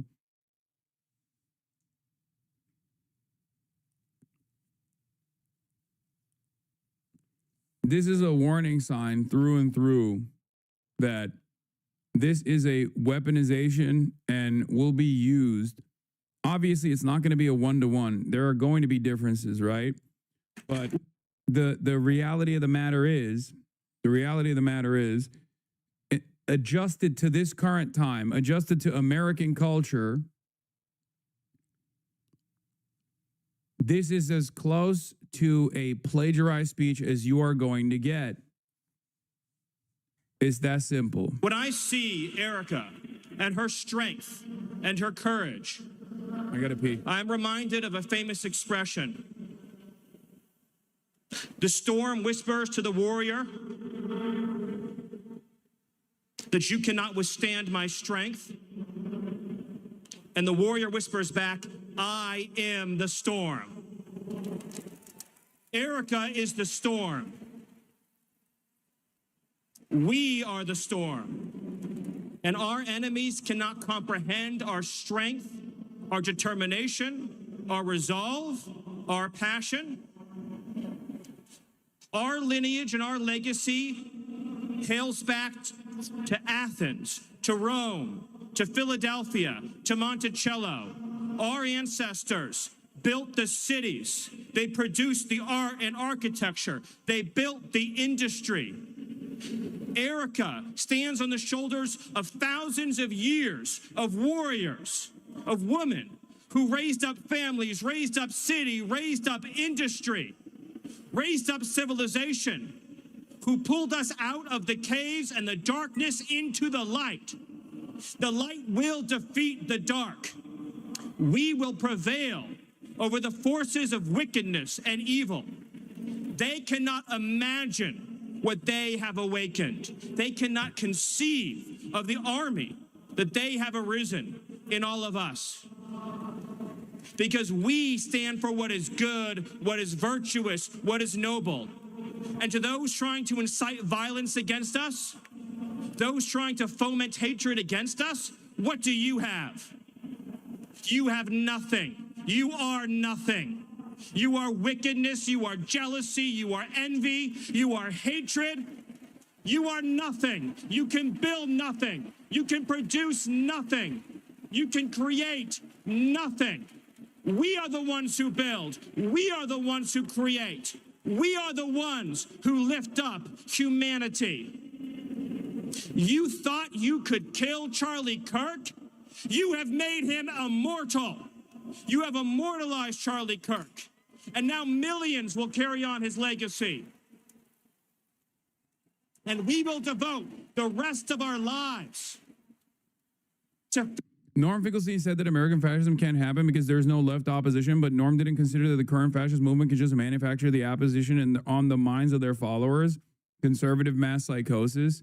I think Norm has gone back on that anyway. I think not only can they design an enemy from within, I don't know to what degree of success they can actually achieve this. Because when I first saw this speech yesterday, I said, this is the type of like nerdy Nazi shit that I don't think Americans respond to super positively because they're too involved and too self-invested. Like, fascism requires militant organizing, okay? Diligent organizing. It requires a level of discipline that many Americans simply do not have. It requires an ideological investment that many Americans simply do not have, because the time frame that Americans currently exist in is one of complete capitalist domination. Capitalism has designed a system that has made people servile. Capitalism has designed a system that makes people feel comfortable even when they are experiencing discomfort. And therefore, people are too invested in their treats and too invested in their own societal obligations, their work requirements, to actually get together and engage in any sort of collective action, whether it be in the wrong direction, whether it be in the violent direction such as fascism, or whether it be in the right direction such as socialism. So the very same exceptionalist and individualistic forces that have captured the attention of every Americans, that has played a formative role in destroying labor organizing and labor militancy in this country, with much success, also due to systemic factors, of course, due to oppression and suppression historically. But those very same individualistic, idealistic notions are also, I think, disrupting any sort of fascist organizing.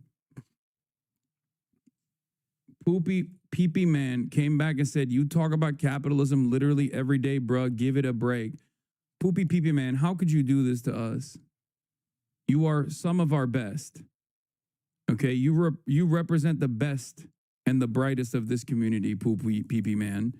The fact that you could come in here and say, "Give it a rest, bruh. You talk about capitalism every day," it really hurts my soul to see such an important figure of this community come out like this. A real shame. We have fallen. We have fallen, ladies and gentlemen. This is a deep betrayal from Poopy Pee-Pee Man, who in the past we have described as a pillar of this community. I am disappointed. They got to Poopy Pee-Pee Man. If you cannot trust Poopy Pee-Pee Man to be your comrade, to be your ally in your time of need, who can you really trust? Shame. Shame on all of us, and shame on myself first and foremost for letting it get to this level.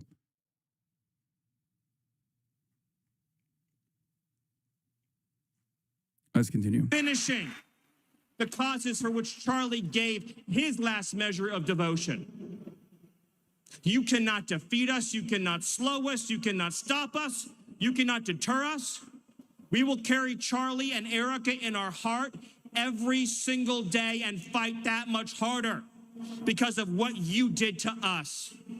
You have no idea the dragon you have awakened. You have no idea how determined we will be to save this civilization, to save the West, to save this republic. Because our children are strong, and our grandchildren will be strong, and our children's children's children will be strong. And what will you leave behind? Nothing, nothing. To our enemies, you have nothing to give, you have nothing. So the question that was on my mind, at least, is who's this motherfucker talking to? Right? Who's he talking to? Because this was, especially after Benny Johnson spoke and like Jack Posobiec, who's also a fucking white supremacist, spoke, like the speeches shifted to attacking the enemy, right? Attacking the enemy over and over again. We have non-believers. We have enemies amongst us. They are responsible for Charlie Kirk's death. They celebrate Charlie Kirk's death. They want to kill all of you in the same vein that they killed Charlie Kirk. Like, they just kept repeating this position over and over again. And as I've described already, the normie position on this is basically either not knowing who Charlie was prior, or at least being kind of aware of what he represented, and roundly criticizing political violence and this assassination, of course, while also simultaneously admitting that those who at least knew his worldview were not totally on board with it. And it makes sense, because a lot of people are not totally on board with this administration either. And Charlie Kirk was a shrewd and cunning political operative for Donald Trump. So the way that the population feels about Donald Trump and the things that he has done so far, that's the way they felt about Charlie Kirk's worldview as well. And it's not like Donald Trump is this incredibly popular political figure. And what Grindr outages reported in the last 24 hours, I don't know if this is real or not. I've been seeing this a lot. I mean, I suspected that this would happen. It does not shock me even a little bit.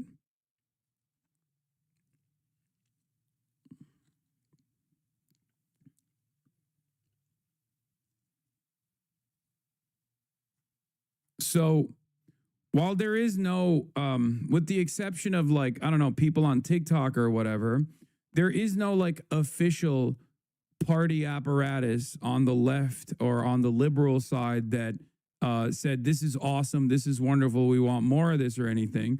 That hasn't stopped these dipshits from laying the blame squarely on the left and claiming that it is actually the left that killed Charlie Kirk. And when they say the left, they don't just mean like people like myself. They don't mean people like the members of this community. They don't mean like DSA, PSL, and the like. They mean every single person that has looked to this administration's mass deportation initiatives, for example, and said, that sounds a little fascist, man. I don't like that. And when you look at the actual polling on this, you realize that that is actually the majority position. So what they're talking about is that the majority of the American public is actually an enemy that that was excited at the prospect of killing Charlie Kirk, with, of course, a false presentation of Charlie Kirk's worldview and a false presentation of what Charlie Kirk was doing to begin with. Talking about, you know, how he was the champion of discourse, talking about how he wasn't simply cutting SJW-owned compilations, but instead trying to do free speech and free discourse and back and forth to arrive at the truth. And people didn't like that his arguments were so powerful, they ended up killing him. That is the way they're designing this, okay? That is the way that they're designing this. I am not so certain that this will be successful in terms of galvanizing the public for what comes next and giving them enough appetite for this administration to basically turn around and punish all of the political dissidents. I hope you get banned, says Shosh 24/7. You know, with the exception of a couple of people like this who are extremely brain poisoned online, I am not so certain that normies will be on board with this kind of thing.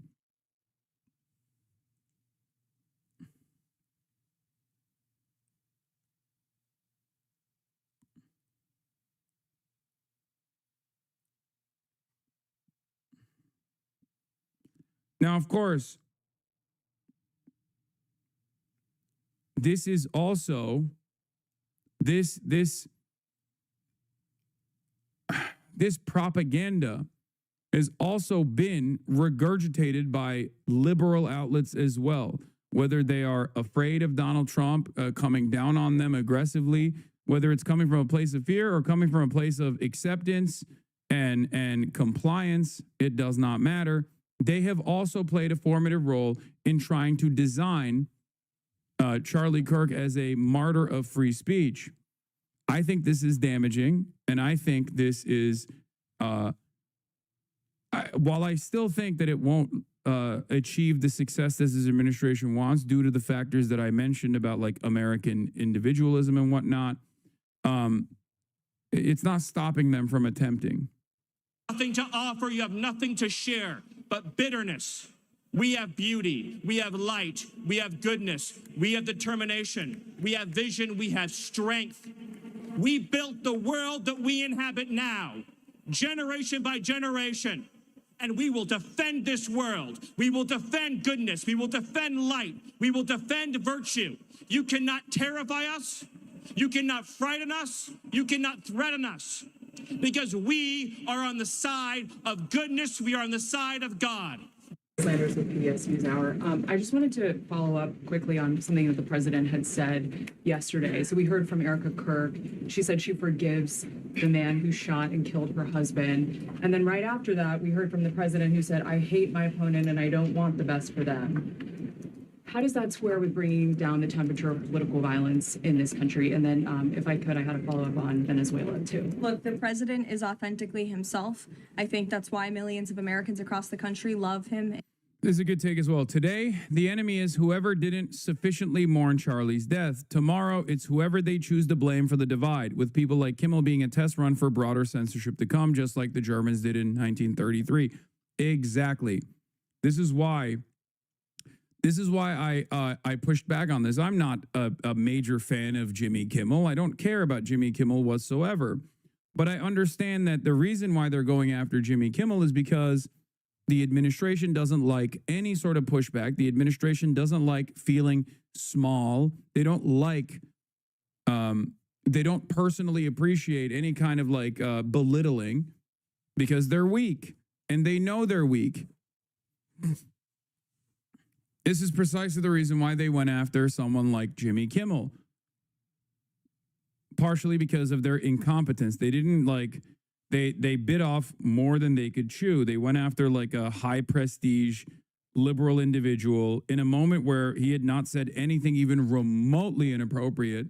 And they did that. And of course, there was a lot of pushback. And it's especially fucked up because it directly goes against one of the most important principles that they were tasked with defending, which is comedy is legal now, freedom of speech. Like, these are the things that they presented themselves as defending. You can't turn around and say, we are going to kill cancel culture. A vote for us means a vote against cancel culture. A vote for us means a vote against woke, and then behave like woke cancel culture warriors, right? Normies don't respond positively to that sort of thing, especially because normies do not have the same level of investment in this ideological project. They just want things to be better. They want their finances to look better. They want to feel some kind of hope that the future looks brighter than yesterday.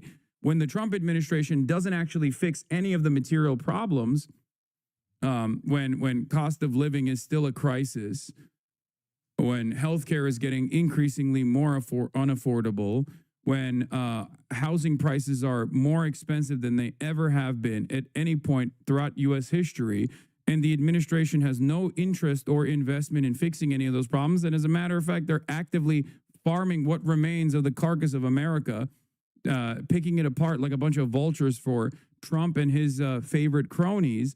A lot of people don't feel like they're a part of this movement. A lot of people don't feel like they've gotten anything in return. Do you understand? And it seems like Disney has made a decision to return Jimmy Kimmel.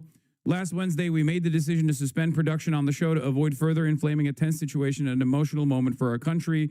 It is a decision we made because we felt some of the comments were ill-timed and thus insensitive. It's fucking bullshit. Every single person knew that it was not insensitive. Every single person involved in the decision-making process was just simply afraid. We have spent the last days having thoughtful conversations with Jimmy, and after those conversations, we reached a decision to return the show on Tuesday. I really hope Jimmy Kimmel comes back and is being way, way more aggressive. It's good. This is due to the pushback that they received from the public. Okay? This is due to the pushback they received from the public, chat. That's it. That's it.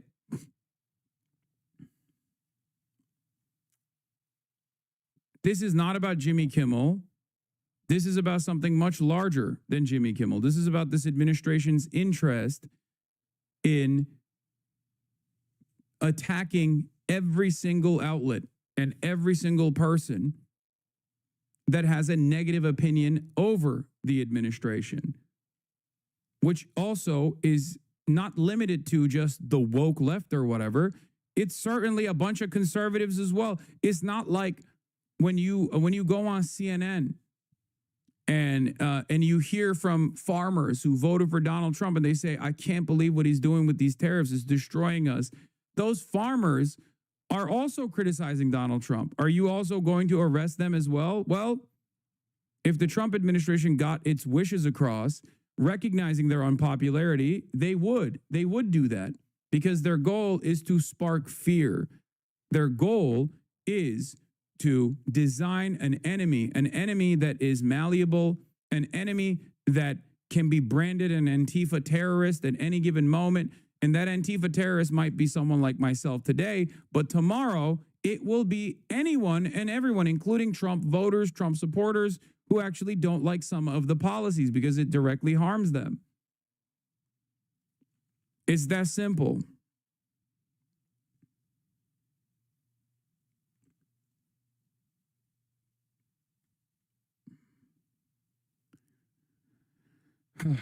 And support him, including Erica Kirk, who you saw so beautifully was on stage with the president in an unthinkable moment, in the midst of an unthinkable tragedy, and was leaning on the president for support during that time. And he was there to give it to her, as well as the vice president and many other. If this administration is smart, they would move away from this like punishing speech attitude that they have, for the record. But I suspect that they're not smart. I suspect that they're very stupid. And therefore, I can totally see them doubling down on this and trying to crack the whip by forcing the FCC to take action, by demanding that the FCC take action, which would then, I hope, cause these mega corporations to engage the administration in a legal battle, one that they would win, by the way. All of these incidents cause the administration to recalculate, to reprioritize certain issues, because this creates a new battlefront, both an ideological battlefront and one like a legal battlefront. It takes up time and energy and investment, and it causes them to reconsider whether or not they should continue pursuing it. And it would not work if there wasn't public discontent. This is why I always stress the importance of continuing to offer pushback. This is why I always tell you, do not be fearful, because this is not a moment of weakness for you. This is when you are strong. If you weren't strong and if your voices weren't loud, then the administration would not choose to silence discontent like this. A strong administration that has a broad popular mandate would not be worrying with these silly things on the sidelines.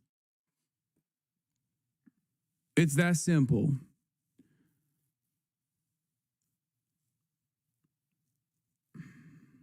Does Jimmy Kimmel being brought back matter in the admin story of his cancellation being due to low ratings? It doesn't matter. It's not about low ratings at all. It was fucking bullshit to claim that this was a byproduct of low ratings. Like, if it's low ratings, then there wouldn't. You know what it is? When the administration says, "Oh, they canceled them because of low ratings," you know what that reminds me of? Socialism fails everywhere it's attempted. Okay, then why do you intervene? Let it fail on its own. What the fuck do you mean? Right? If this was going to, if Jimmy Kimmel was going to fail on his own, if that is even a calculation for these mega corporations anyway, because I'm not so certain. I think it's more so about prestige that they like continue these sorts of programming. It's not because there's a lot of people watching and a lot of ad dollars that you can farm off of like the real popularity of these shows or whatever. But if that was truly a consideration, that they would do it on their own. You didn't have to actually push the FCC to demand that this person get fired. Otherwise, you're going to take action, unconstitutional action, by the way.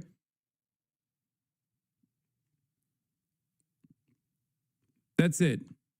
Additionally, Nexstar overplayed their hand here. Yes, companies like ABC rely on local affiliates to carry out their programming, but local stations depend on that quality programming to be relevant. Local news isn't enough to sustain viewership in these small markets Nexstar controls. That too. And yes, Jimmy Kimmel is back.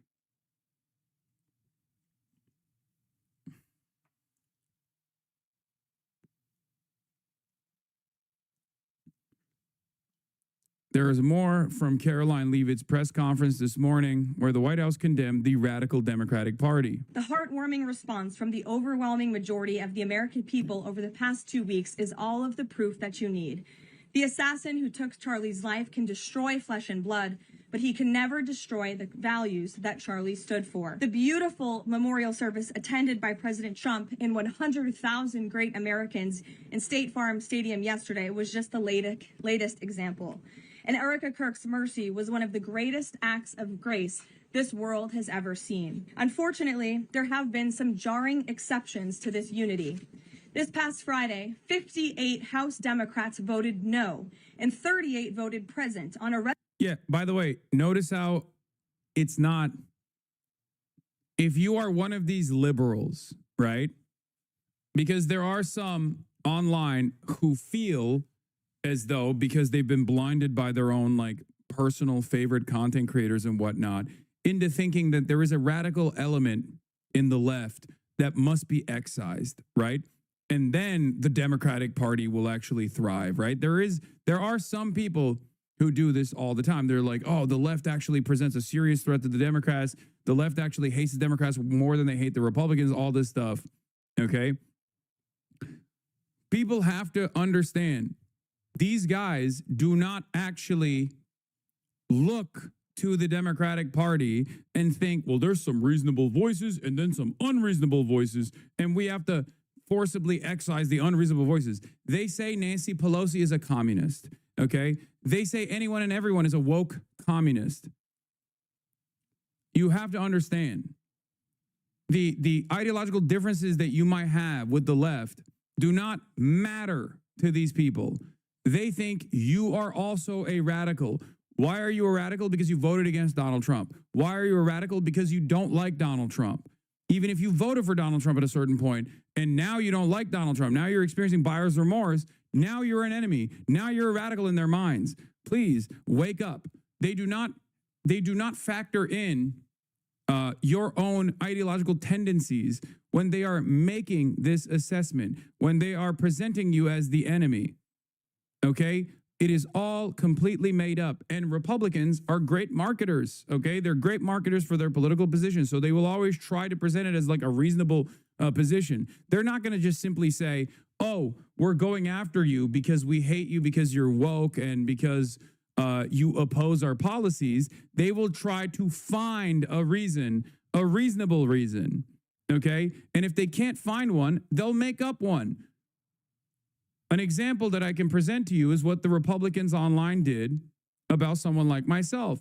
You saw what my immediate response to Charlie Kirk's untimely demise was. They couldn't find something that I had said about Charlie Kirk that they could present as violent, so they went back all the way to like 2019 or 2018 rather, sorry. They went all the way back to 2018 to be like, see, he's violent. He's actually advocating for violence always, okay? In a hyperbolic debate with a friend at the time, no longer a friend now, but a friend at the time nonetheless, like that is not a sincerely held policy position to basically turn around and say, see, he's the violent one. We got to get him. We got to get him. They don't care. The goal here is always to try to present, for the Republicans, the goal here is to try and present a reasonable argument for an incredibly unreasonable form of prosecution.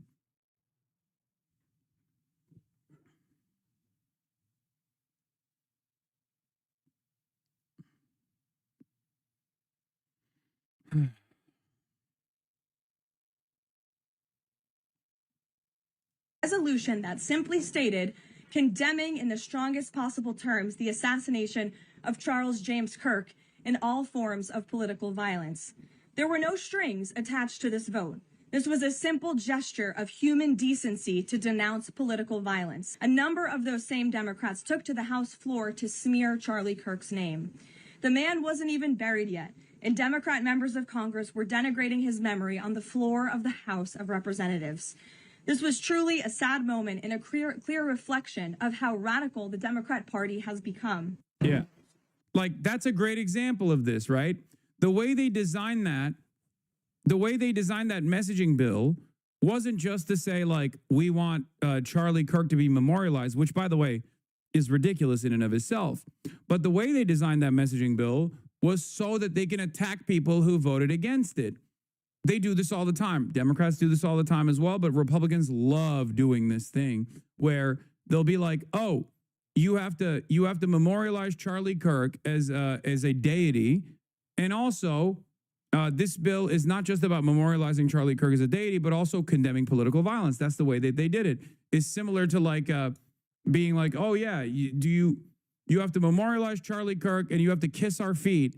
And also in this messaging bill, we're saying that murdering puppies is actually bad and wrong. And then when you say, wait, what do you mean kiss our feet and memorialize Charlie Kirk? I don't want to fucking vote for that. They go, whoa, you want to murder puppies. It seems like the Democrats are now the party of murdering puppies. Wow, I can't believe it. Why do the Democrats want to fucking murder puppies?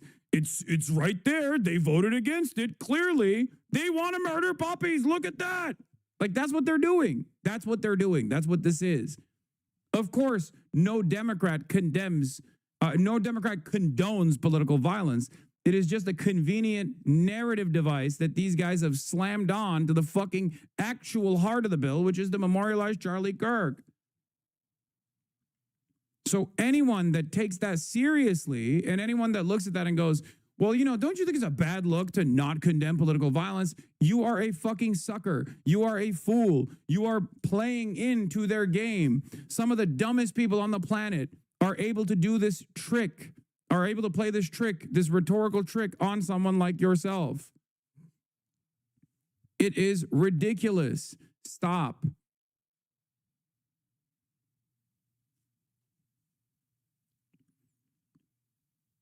Anyway, Donald Trump was asked about his conversation with my number one op. Damn, you're the only streamer I follow on Twitch app, and I had to scroll through 4 or 5 strangers before I find your broadcast. Everyone keeps saying Twitch is like blacklisting me. Maybe that's the case. Okay, I don't think that is the case, though. And it's fine. Okay? It's fine. It's true, Hasanabi. They have done so in the past, so it's not surprising if they've done it again. Okay, here, I'll go in incognito and disprove this immediately. I'm incognito. I'm not logged in. I show up on the fucking front page, front and center, and I show up on the sidebar, front and center as well. So I guess you're not right.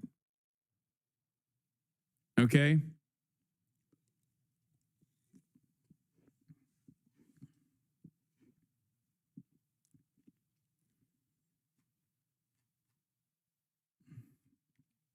Sometimes you have to understand that it's probably because the app is dog shit. Okay? It's probably because the app is bad. That's it.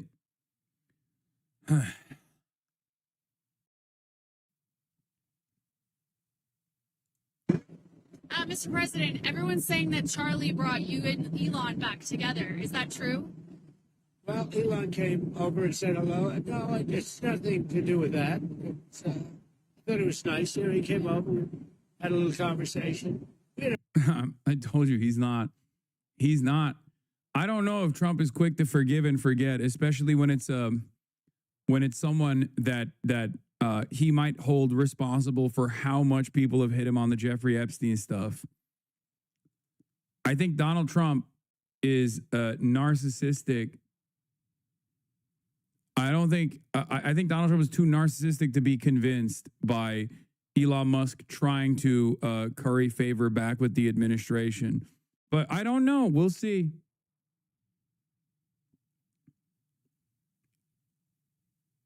a very good relationship. But it was nice that he came over. Dana White was there, the great Dana White.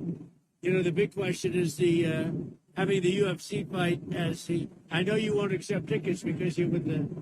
JD Vance called him Hitler, dude. Yeah, he don't give a fuck about that. Are you kidding me? Also, JD Vance is a brown noser. JD Vance is a part of the apparatus. Elon presents an outside threat because of the attention he commands on the social media platform, Twitter, that he owns. This is not only a threat, but also one that Elon Musk has used against the administration already. Once you do that, I know that he is, once you do that, even if at a certain point, Trump is always willing to let bygones be bygones, I think it takes a lot more time. And there's other competing factors here that will cause him to recalculate this relationship and maybe not be so open-minded about like aligning with Elon ever again.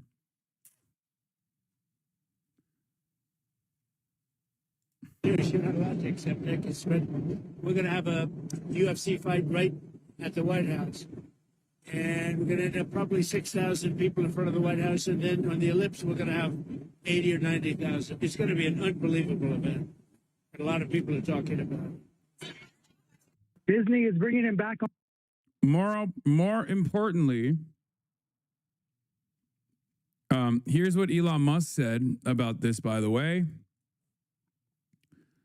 Benny Johnson tells the story behind the scenes of Elon Musk reuniting with Trump at the Charlie Kirk Memorial. Now, Charlie Kirk really wanted Elon Musk and Trump to get along, for the record, right? He did. He openly stated it. Many right-wingers were actually very sad. It was like their fathers were divorcing their two gay dads. Does that matter to Donald Trump? Not even one bit. I don't think that Donald Trump gives a shit about Charlie Kirk beyond how he can use Charlie Kirk's memory to go after comedians who annoy him. Okay? But let's hear what Elon Musk's own perspective on the issue was. All the cabinet secretaries got to see a lot. Elon Musk came by a couple times. And I just want to use Elon Musk as a example of the power of Charlie's legacy. Elon Musk and Donald Trump had a bit of a falling out. Maybe you've heard of it. And that sucked, especially for guys like Charlie, who were coalition builders. Charlie Kirk was thanked on stage by Donald Trump himself for bringing together RFK Jr. and Maha movement. Donald Trump says, Charlie created Maha. I don't think Charlie ever will get the credit that he deserves for doing that. But also, Charlie Kirk brought together massive coalitions of, well, at any Turning Point event, you can find Candace Owens, Ben Shapiro, and Tucker Carlson sharing the same stage, right? Maybe not together, but they're all there, right? To give an opportunity to project their worldview, right? Charlie was constantly doing that, constantly bridging gaps, constantly fusing together because he realized that if we don't hang together, we will surely hang separately, which is exactly what Elon Musk told me.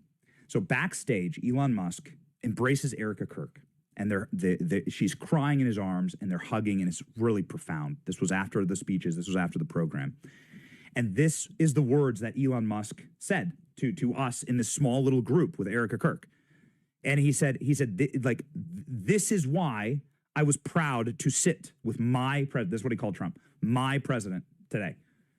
He accepted Trump's invitation to go up there, and the majority of the event, Elon Musk sent sitting there with Donald Trump, chewing it up. Everyone can see here's the photos of Elon embracing Erica, and then there are photos of Elon with Trump, and they seem to be having a great time. Dana White also there. What not only was the size and scope of this and the peacefulness of it a profound eulogy for Charlie and his memory, but the cornerstone of it all, to unite the world's most powerful, richest private civilian with the world's most powerful public figure, Donald Trump. Charlie said, in this chair right here, he hoped that it happened.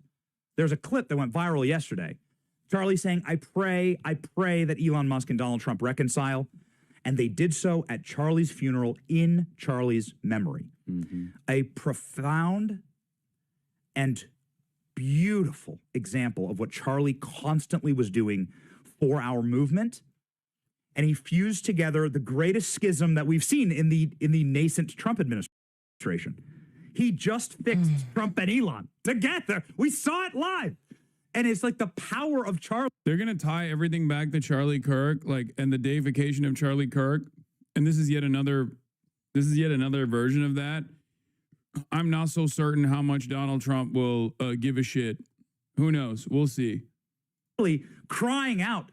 I mean, after death, crying out, and like still the power of Charlie, like bringing together these tectonic forces that should not reconcile. These are two stubborn men. These are two men that don't need to. Through Charlie Kirk, everything is possible. Dude, I cannot. I don't know where to begin to talk about this, but look, Charlie Kirk was professionally yelled at by college campus leftists and liberals, okay? That's it. He would just go to college campuses and try to overpower freshmen who were standing in front of a microphone for the first time, and he would just cut propaganda off that. That's it. It's a SJW own compilation. But for these guys, it's like the most consequential, most pivotal figure in the administration, partially because, oh my God, all of the autistic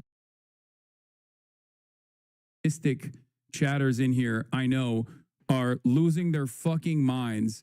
I know, chatters. I know. It's a big deal for all of you. We are going to cure your autism and mine too, okay? Calm down. It hasn't started yet. Each other, honestly. But Elon Musk told me this. He hugs Erica Kirk. He looks to all of us and he goes, if we don't hang together, we will surely hang separately. So let us unite. I was proud to sit with my president tonight. That's what Elon told us. That's what Elon. Is this where you cosplay? You're not more autistic than 2/3 of this chat? Yes. This is where I cosplay that. Told us backstage. Wow. And so, again, just as a little behind the scenes vignette here, what you watched yesterday, what tens of millions. Yeah, his statement was, if we don't hang together, we will surely hang separately. So let us unite. I was proud to sit with my president. That's what Elon Musk said. Hundreds of millions of people saw yesterday. Definitely hundreds of millions saw yesterday. Was a beautiful encapsulation, eulogizing, and memorial to Charlie with his energy pulsing through. So that's the attitude from Elon Musk's side. And I think it's partially because Elon, just like every other rich guy, knows that if you suck Donald Trump's penis and you present yourself as a brave and loyal soldier to him, and you exhibit that loyalty above all else, then he will give you favors. Okay, that's it. He'll give you favors. And Elon wants those favors. And he's willing to let bygones be bygones. Now, Donald Trump, I suspect, recognizes the power that he holds in this situation, and also is probably not quick to forget that Elon was the first major Republican that hit the Donald Trump is in the Epstein files note, which then turned into a very big deal for the administration. Anyway, getting back to it, before we get to the autism announcement, which we will be watching when the administration reveals that they have a cure to autism and whatnot, Jimothy Kimmel is returning to air. Disney announces. Let's take a look. On the air tomorrow. ABC says in a statement that we made the decision last week to suspend production to avoid further inflaming a tense situation at an emotional moment. But now, after having thoughtful conversations with Jimmy, the ABC says we reached the decision to return the show on Tuesday. So Kimmel's getting back to work. Wow, Brian, that is significant, especially given that some of the players outside of Disney in a corporate setting, like Nexstar and Sinclair, they essentially have deals that allowed them to preempt his show, and that's part of the reason that it was suspended. Yeah. Do we know how they might react to this? We don't, and that becomes the big question now. Will these local station affiliates choose to air Jimmy Kimmel Live, or will they continue to protest the comedian even though the network is bringing him back nationwide. ABC does gently chastise Kimmel in this statement. The statement says, quote, "The decision to suspend him, we made it because we felt some of the comments were ill-timed and thus insensitive." So they're very gently saying they disagreed with Kimmel last week, but obviously they're bringing him back as of tomorrow. And we don't know, obviously, all of the considerations that went into this, Brian. But I would say leaders, obviously, at ABC and Disney have had the benefit of a few days of feedback. Yeah. Including from Disney employees who were very disturbed, including from Hollywood stars and showrunners, the kind of people Disney wants to work with, and from free speech groups, politicians, even some Republican politicians like Ted Cruz. We know the condemnation of Disney has been widespread. Now, what we don't know yet is what the counter reaction will be from President Trump and his allies. That's a really good point. Brian, please stand by. Terry, your reaction to this news? It's great news. It's great news. And I think you're absolutely right, and Brian is absolutely right. This was a community standing up for the rights of Jimmy Kimmel and all people who speak in public, entertainers and journalists and all of them. And it worked, at least with the head of Disney. And it makes good sense because they would have won in court. One thing that gets lost in this, you do not lose your First Amendment rights because you have a broadcast license. The Supreme Court has been clear on this. The government cannot take your license because of speech they don't like. You were talking about Katharine Graham when the news broke, and these are the considerations of these bigger companies about how they're going. Yeah, I mean, there are degrees to this. I'm living out right now. Don't listen to me. There are degrees to this. There are still types of speech and different classes of people in the eyes of this administration. Those who this administration consider to be discardable, right? Migrants, for example. This is a major corporation that has the financial power to push back against the administration. And I was very worried, very concerned that this major corporation would actually cave to the administration's demands, no matter how unreasonable or unjust they may be. Okay? It turns out that there is enough pushback from the public that the major corporation decided probably not the best idea to capitulate to the Trump administration's demands. Now, having said that, there are still the attacks against free speech did not start with Jimmy Kimmel. The attacks on the First Amendment did not begin with Jimmy Kimmel. Jimmy Kimmel simply was seen by enough members of the public as an overreach. The attacks against the First Amendment have been ongoing, okay, around pro-Palestinian advocacy, even under the Biden administration, and certainly escalated under the Trump administration. And it is a real shame that mainstream outlets did not adequately cover that when it was happening. Okay? It's really frustrating.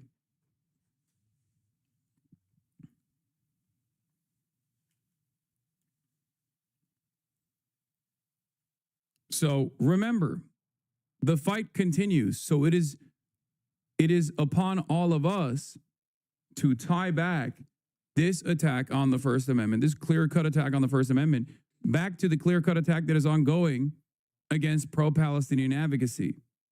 Okay?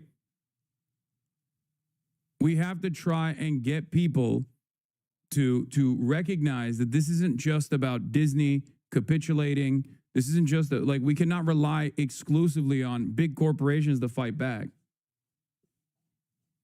Okay? Yeah, we vote with our dollars. People are boycotting Disney and canceling their streaming subscriptions. I know, a lot of people did that. Google searches for cancel Disney Plus and cancel Hulu have spiked in the days since the network suspension. Some people were stating that they lost like almost $5 billion in revenue in a very short period of time. I'm not so certain that this was like a part of the pressure, but I mean, I'm sure it helped. Or stock price, not revenue. Sorry, yeah, their stock price fell. They lost $5 billion in market cap.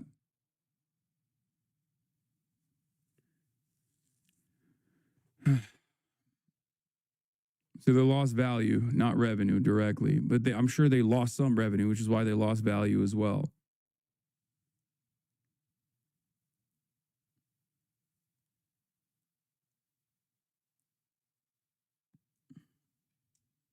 Do you predict Nexstar and Sinclair will air Kimmel, or will they continue the cancellation?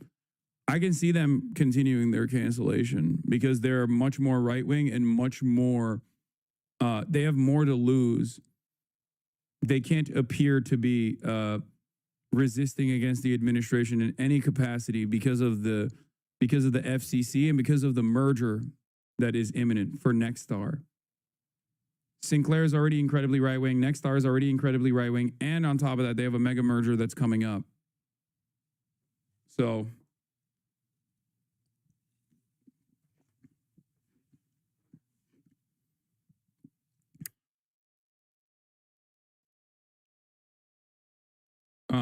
TPUSA spokesperson Andrew Colvett is saying Disney and ABC caving and allowing Kimmel back on the air is not surprising, but it's their first mistake to make. Nexstar and Sinclair do not have to make that same choice.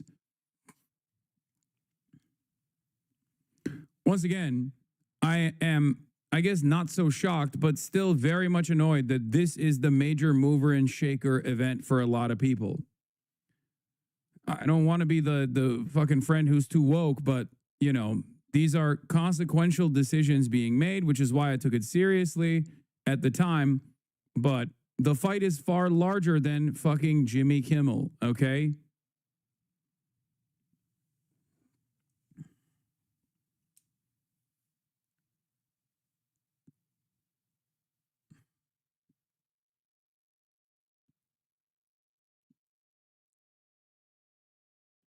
If your goal is to defend the First Amendment, if your goal is to defend free speech, you must understand that this extends far beyond just Jimmy Kimmel losing its time slot. But it's good. It's an eye-opening moment for a lot of people. A lot of people who don't really give a shit about Jimmy Kimmel either, by the way. But they saw, it's not like Jimmy Kimmel had this many loyal fans, myself included. I don't give a shit, right? But the reason why a lot of people got mad, even conservatives, as a matter of fact, got mad. Ted Cruz was like, this is crazy. This is mafia shit. The reason why they were doing that, the reason why they were saying that was because there are still Americans who value the First Amendment. There are still Americans who value freedom of speech. Now, the Trump administration has made a calculation that Americans that value the First Amendment and free speech also are very racist. So they're racist enough to not give a shit when it is eroded at the point of immigration enforcement and it is eroded at the point of pro-Palestinian advocacy, right? And they have been somewhat successful in that endeavor. They have revoked student visas. They have denied visas to people, not on the basis of like being too critical of Israel, but also on the basis of like, you know, being critical of Charlie Kirk even, right? That's a real thing that's taking place.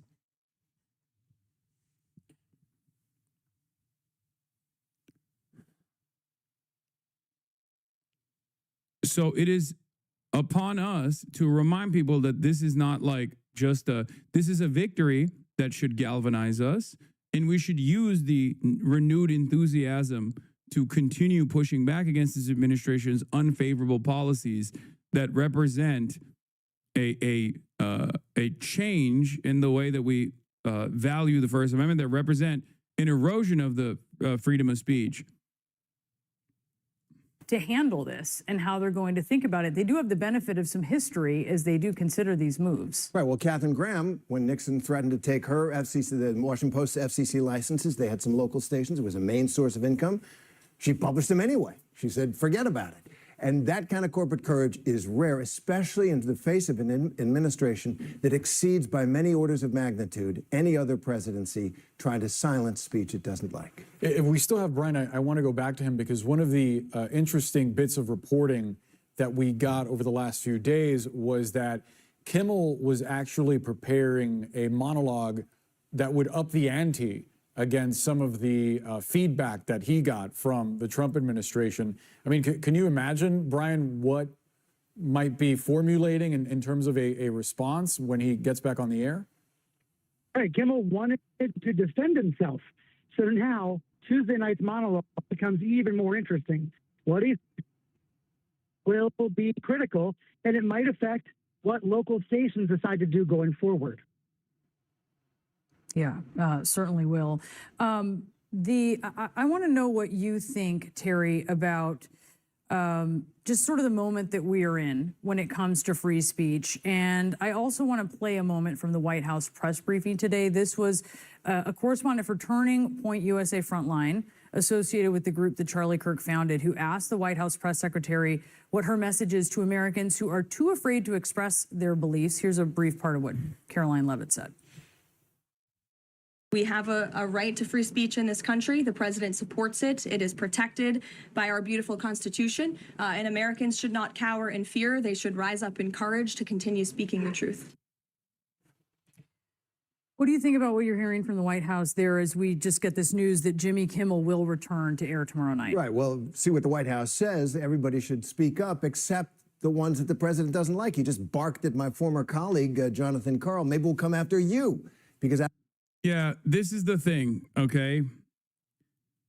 When it's a white dude who's rich, who's a Hollywood guy, and he gets silenced like this, he gets suppressed like this, then all of a sudden it is a reminder for a lot of fucking people that are also in the same position, if not as popular as Jimmy Kimmel, to go, oh shit, they're going to come after us too.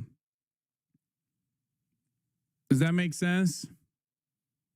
Like there's a class interest here, not class in the Marxist sense, but there's a class interest that these guys do not have, a sense of solidarity they do not have for their counterparts in Gaza, for example.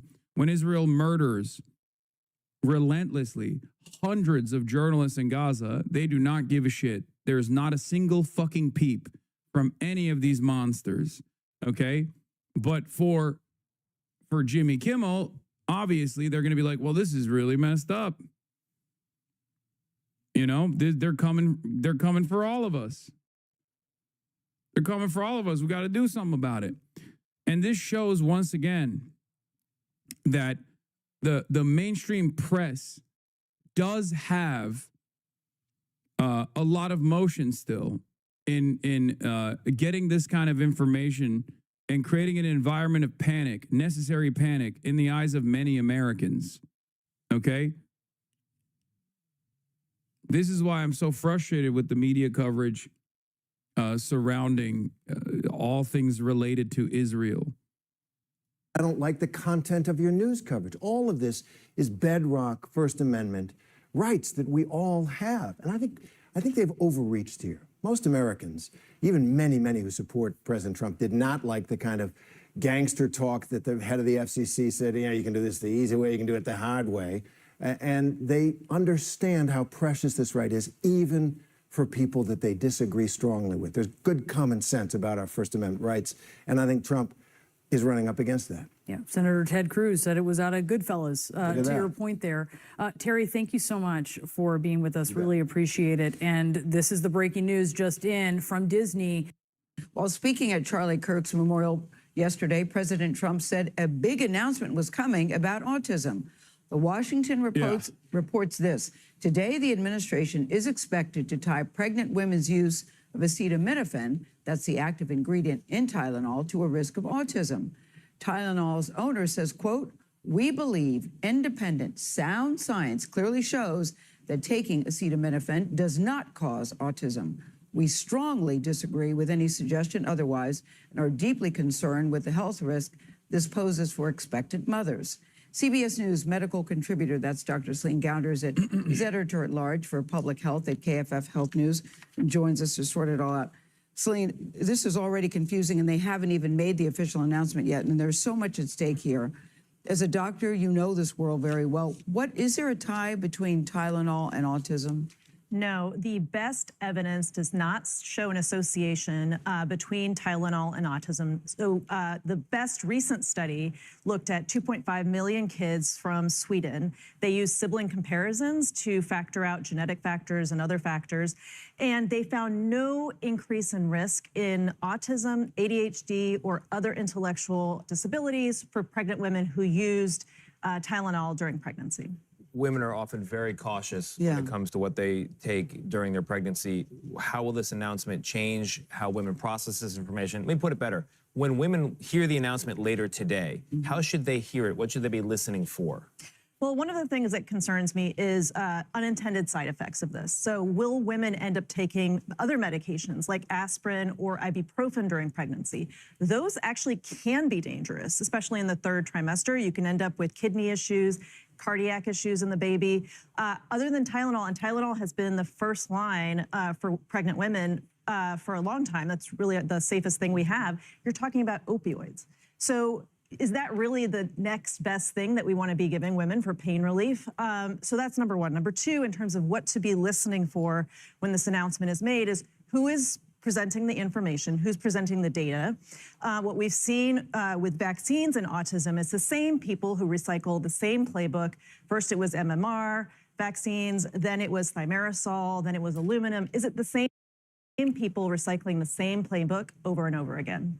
This administration, they're also reportedly planning on touting a lesser-known drug as a potential autism treatment. What more do you know about that? Yeah, so this is called leucovorin. And the issue here, some people have been describing this as treatment for folate deficiencies. That's actually not right. You can have a perfectly normal folate level in your blood, but it may not be getting into the brain. And so there's a defect in the transport of folate into the brain. Leucovorin works around that. Not all children with autism have this defect. So there's a test you can do to assess whether that's what's at play. For those kids, I think one of the funniest and I guess kind of scariest reasons why this is a major point of concern is, and I'm saying this as someone who has like worked with autistic boys specifically in my youth, is that it's just a different designation. Like they just have better methods of figuring out who is on the autism spectrum. Like that's it. That's literally the only reason why the rates have skyrocketed. Straight up. That's literally it. It's like wild that there's any other conversation taking place on this issue. That's it. I mean, many of you in here probably already know this from your personal experience, but like your parents are probably kind of autistic too, okay? If you're autistic, I mean. It's that simple. And there are still a shit ton of people who are undiagnosed, especially women. Because if you remember, when this first exploded, it was like 1 in 5 boys. It's crazy. What's going on? What is happening? Why are women, why is there not a similar rate of increase in girls? Which, by the way, of course, would destroy the narrative that it's vaccines that are causing this, because girls and boys are getting the same fucking vaccines. It's not like women are getting less vaccines. But it's because of diagnosis. It's because of the way that autism is diagnosed changed, specifically for boys. Okay? That's it. That's the only reason. And it's not like this life-destroying thing anyway. It's just a thing that people have. Who cares? So the two things that cause a little bit of concern for me is the language surrounding autism from this administration, where they make it seem as though this is something that you can, one, cure. Okay, you can manage it. Some of the more consequential aspects of, as far as like limitations to socializing and whatnot. But as far as like autism being this thing, this curse that you must cure, is just wrong.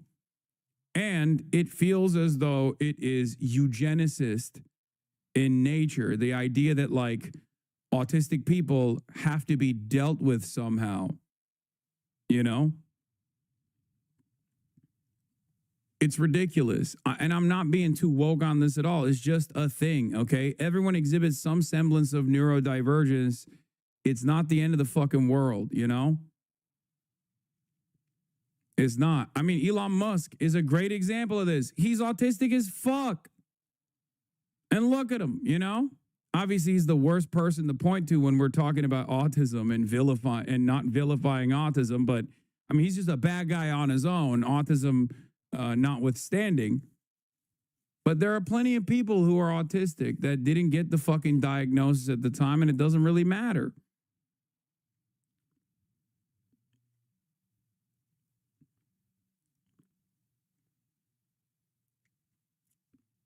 In my opinion, this is definitely a corporate grift. The original vaccine autism link was run by a company trying to market their own vaccine. I know. Former Dr. Andrew fucking Wakefield.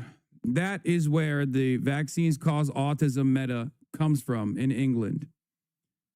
H. Bomber Guy did a phenomenal video many, many years ago that I highly suggest you check out. But the short summary of it is Andrew Wakefield had his own separate vaccine at a time when the MMR vaccine was being developed, and he wanted to sell his own separate vaccine.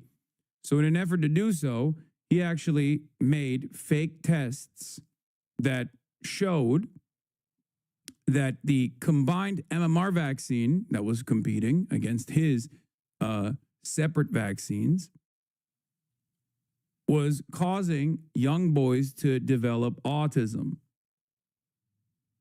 But the real reason is because the diagnostic criteria has changed, and it has led to more awareness as well. That's it. Okay, that's it. That's literally the reason. And the reason why this is primarily seen as an issue, a medical condition that only boys experience, men experience, is because the diagnostic criteria for women is still not up to the same standard as it is for men. That's it. Glucovorin has been shown to help, particularly with speech, getting kids to be more verbal than they were before. How concerned is the medical community about this? Because I think if I was pregnant, I would be so freaked out now about what to do and who to believe and who to believe. I mean, look, the medical community, the scientific community is very much, has the same consensus, which is that Tylenol, acetaminophen, is safe in pregnancy. If you have a high fever during pregnancy, that can cause neurodevelopment issues in the baby. So you don't want to let that fever go untreated. Right. And, you know, with pregnant women may have pain, and that's not something that should go untreated either. Dr. Gounder, thank you so much. So what does the evidence say? Americans consume more paracetamol than anybody else, spending about $4 billion a year on what they call acetaminophen under the leading brand name Tylenol. And diagnoses of autism have also been steadily increasing in America, from around 1 in 150 children in the year 2000 up to about 1 in 30 today.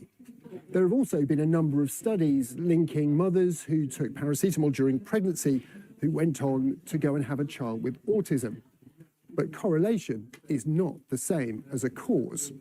Research into autism in recent decades has meant the criteria for diagnosing it have expanded to include far more people.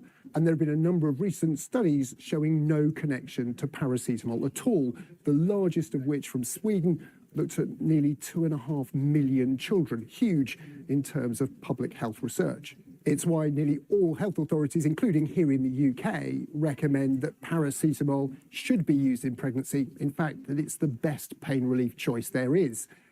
In fact, if pregnant mothers didn't use it when they needed it, it could end up doing their babies more harm.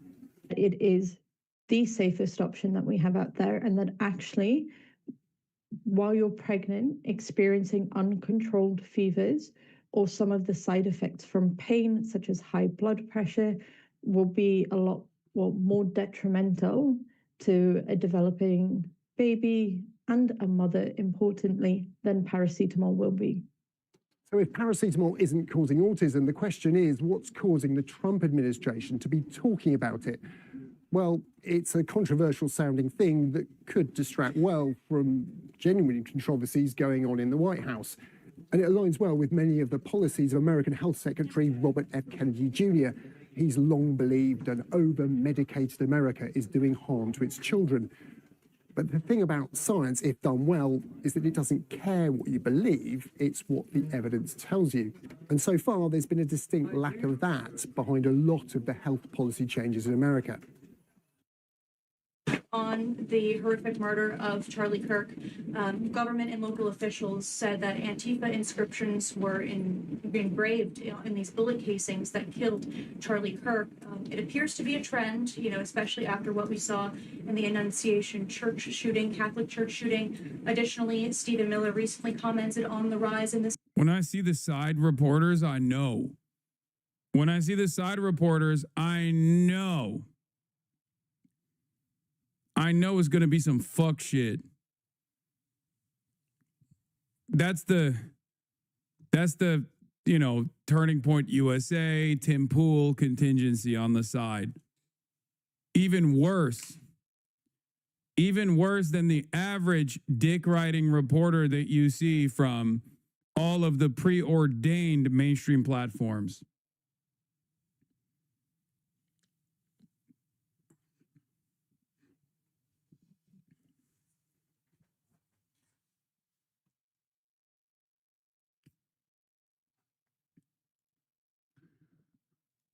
Yeah, everything is Tesla, everybody transgender, everybody autistic.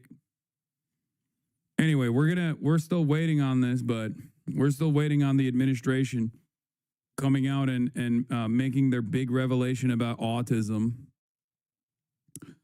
But let's get back to the White House saying that President Trump will designate Antifa as a domestic terrorist organization.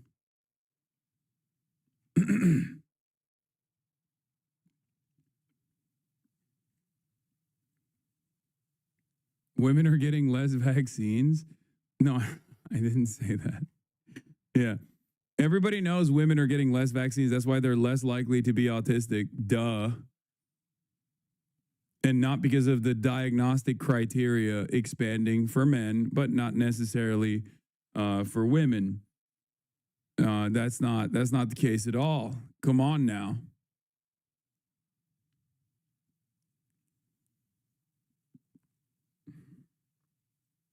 Kind of violence, saying there is a domestic terrorist movement growing in this country. But the president is designating Antifa as a domestic terrorist organization. I'm wondering, what is the approach to holding these people accountable, just to ensure that violence like this just is eradicated moving forward? Sure. Well, Antifa is going to be designated a domestic terrorist organization. The president intends to sign that executive order very soon as it's drafted, as soon as today, later this afternoon. And this is something the president campaigned on because we have seen a rise in violence perpetuated by Antifa, radical people across this country. By the way, none of the instances that Jean Grey over here, Timu Bargain Bin Jean Grey mentioned were actually radical Antifa at all. The Annunciation Church shooting was not done by a radical Antifa. It was done by a radical white supremacist. But of course, who gives a shit about the truth, right? Nobody. And I mean, nobody cares about the truth. There is no reason or not Jean Grey, whatever, Rogue, sorry. Shut up. It doesn't matter. Shut the fuck up. Timu Tulsi Gabbard, okay?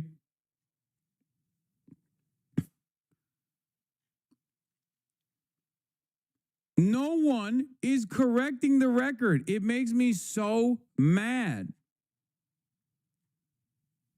It's so fucking annoying, dude. It's just, ugh. who subscribe to this group. And unfortunately, it's gone widely uncovered by many in the legacy media. It also went completely ignored by the previous administration. Not anymore. Not only, as you mentioned, were the bullet casings subscribed. Can you show the evidence then? What do you mean? The Annunciation Church shooter literally painted his gear with prominent white nationalist and white supremacist mass shooter terrorist names. Like there were slurs on it. That's one thing, but like it also, the dude literally had Anders Breivik on the weapon, saying 6 million Jews isn't enough. On the weapon, or no, on a potential gas bomb. What the fuck are we talking about? Correlation is not causation. Wait, what? Correlation is not causation? That's not a correlation, you fucking moron. I'm directly addressing the false narrative presented that this person who did a fucking church shooting, that is almost identical to previous fucking mosque shootings and church shootings and other mass shootings of similar other mass shootings that are identical, literally had those same right-wing, far-right figures and their names on his gear.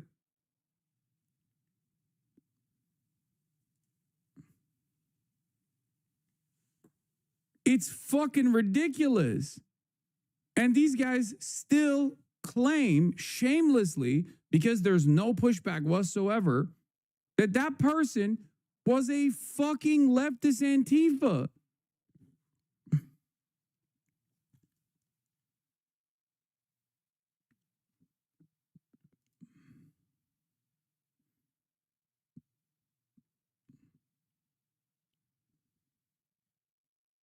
He was talking about autism and medicine. Wait, what?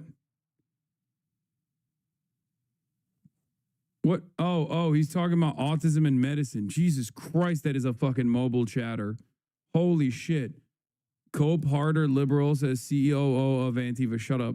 Don't even joke right now. Even my racist ass Trumper dad saw the stuff from the Buffalo shooter and said that was a white supremacist guy targeting black people. Yeah. TVP 43, thank you for the 50 gifted subs, by the way.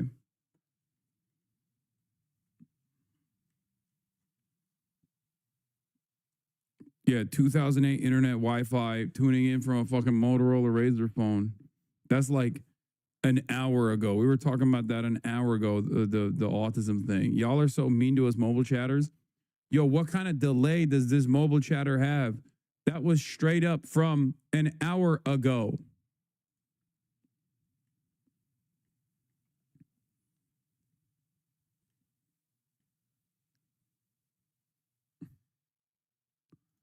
I cannot believe that these motherfuckers are still claiming that this was a radical Antifa shooting. Like, what the fuck? Is there photos of the gear or not?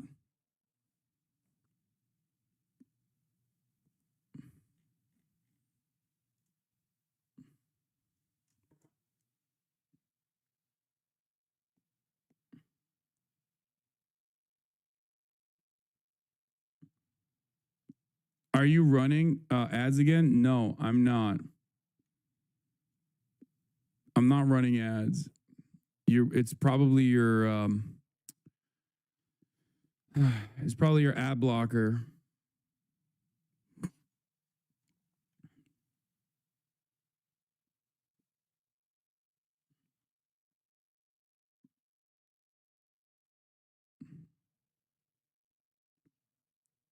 Westman posted 2 YouTube videos showing writings which reference suicide, extremely violent thoughts and ideas, and messages addressed to my family and friends, and a drawing of the layout of a church. The video showed messages written on the guns and magazines. These messages included anti-Semitic, anti-Catholic, and racist phrases. Kill Donald Trump. 6 million wasn't enough. and the names of several mass shooters, the names of several white supremacist and white nationalist mass shooters, okay? The names of prominent white nationalist, white supremacist terrorists. What fucking leftist would do that? Are you insane?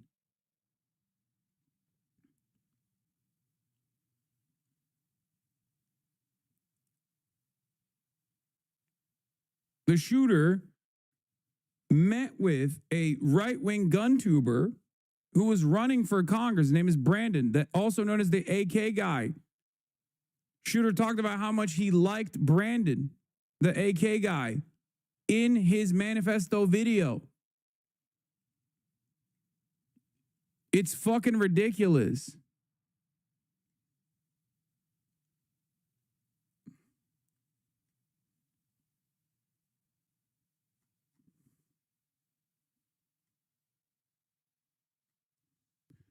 Obviously, an Antifa trying to frame the right. Oh, yeah, totally. Totally, definitely. Famously, that's how it goes.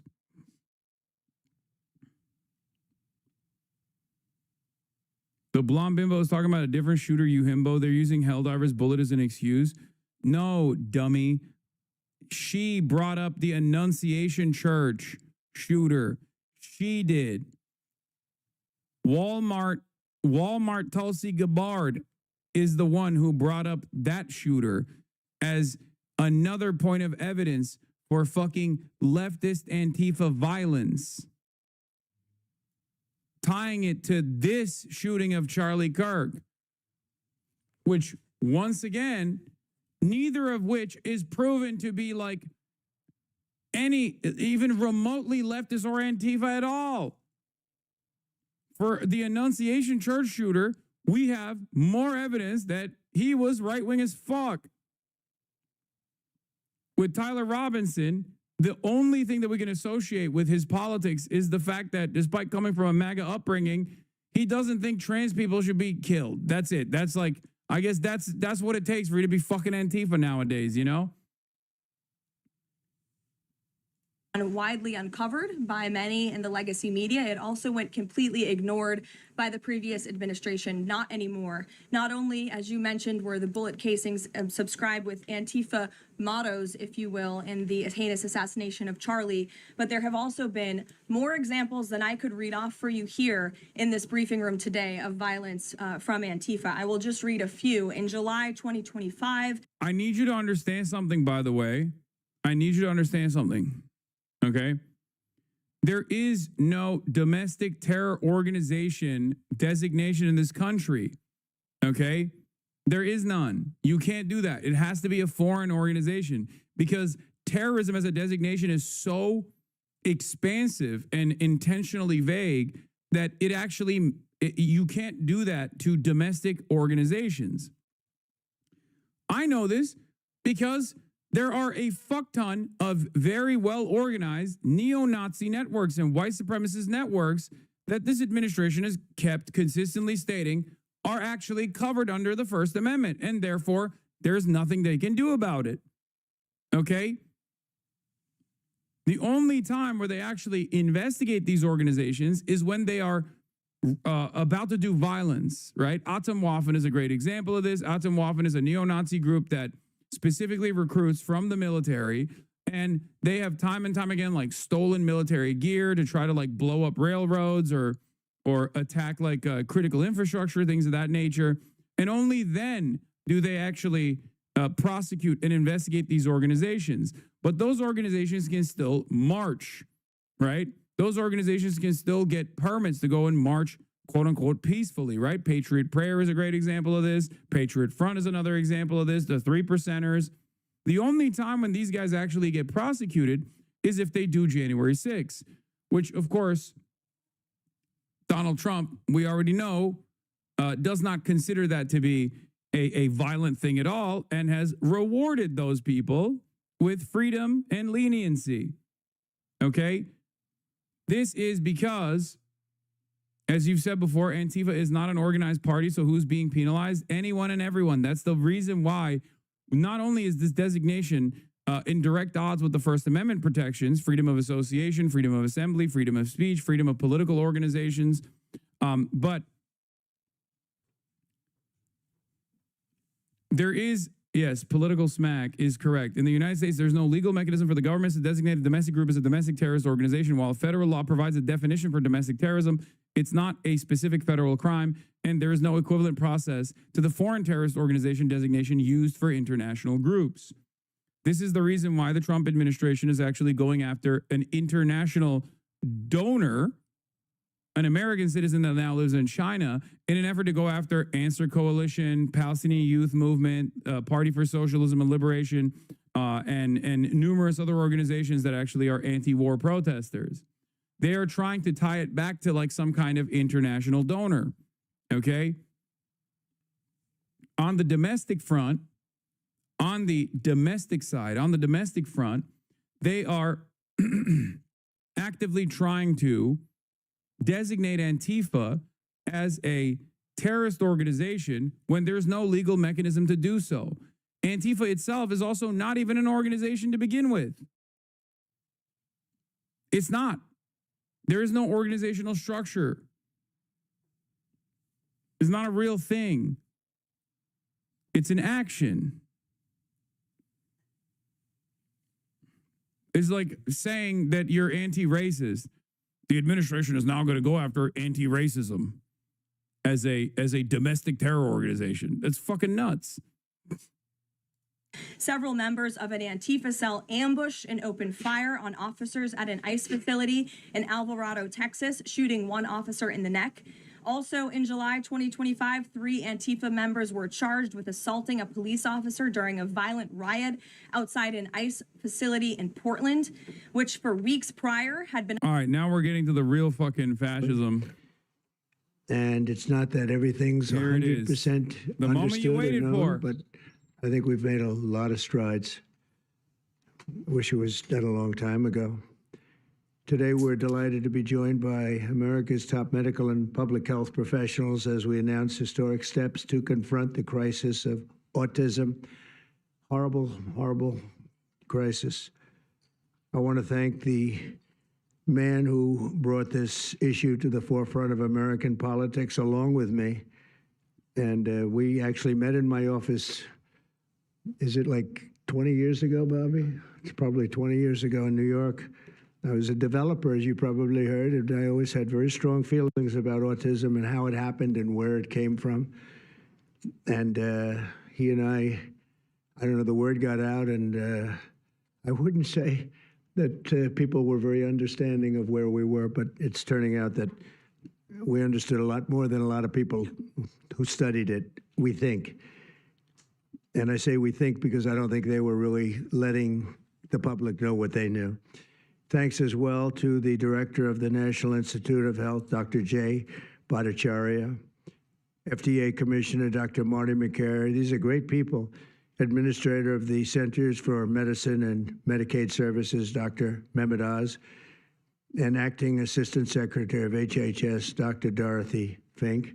So thank you all. Thank you, Dorothy, very much.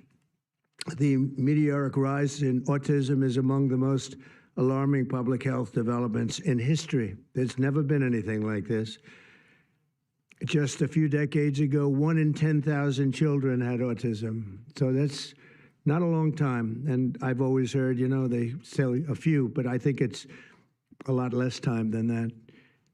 It used to be 1 in 20,000, then 1 in 10,000.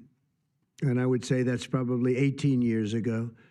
And now it's 1 in 31, but in some areas it's much worse than that, if you can believe it, 1 in 31.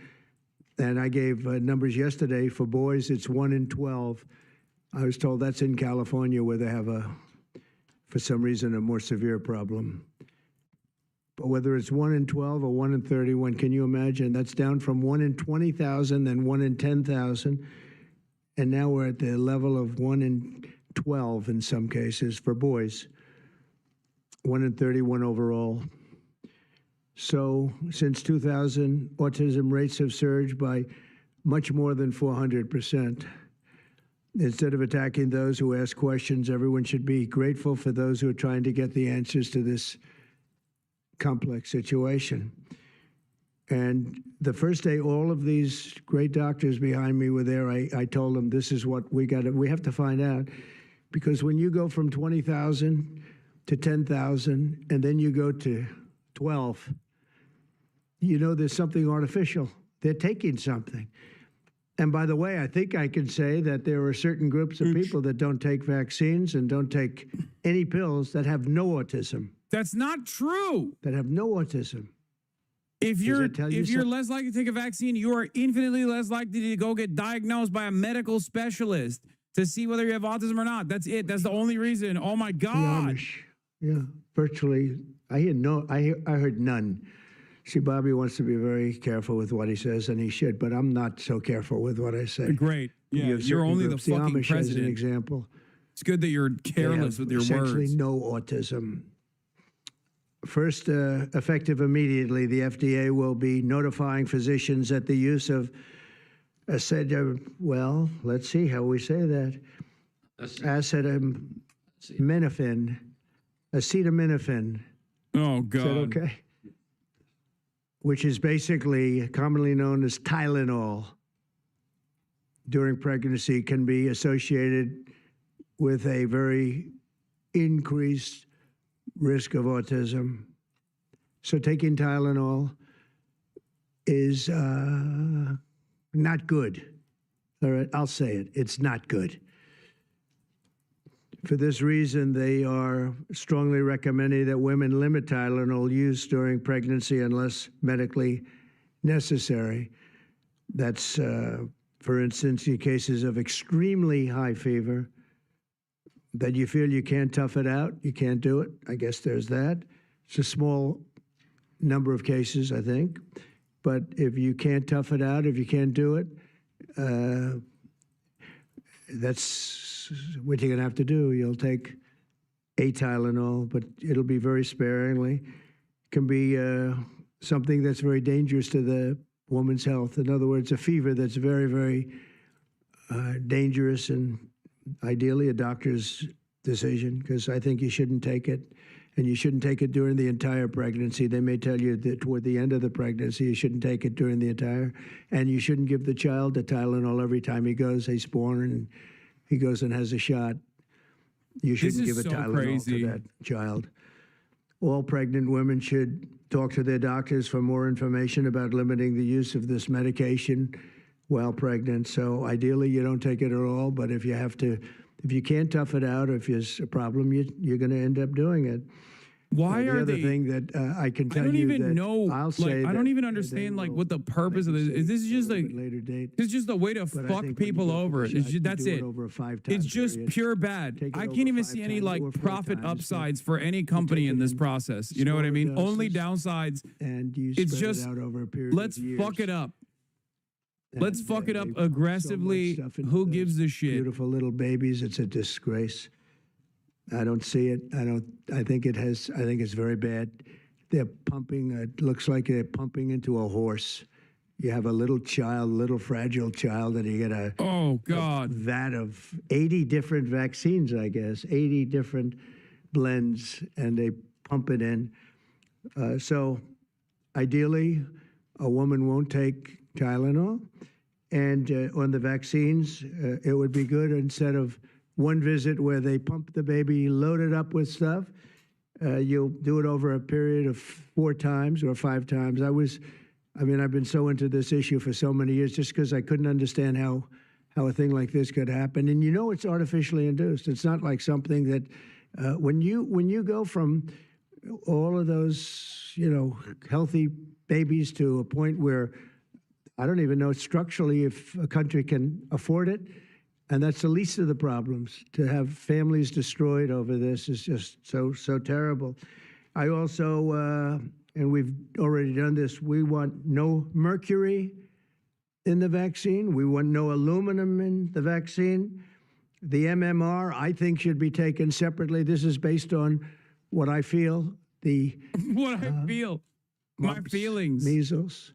And the 3 should be taken separately. And it seems to be that when you mix them, there could be a problem. So there's no downside in taking them separately. In fact, they think it's better, so let it be separate. The chicken pox is already separate because when that got mixed in, I guess they made it for a while, it really was bad. So they make chicken pox. Individually, they're okay. When you mix them, something maybe happens. So there's no downside in doing it. It's not like, oh, if you do it, bad things. No, it's only good side. And it may not have that much of an impact, but it may have a big impact.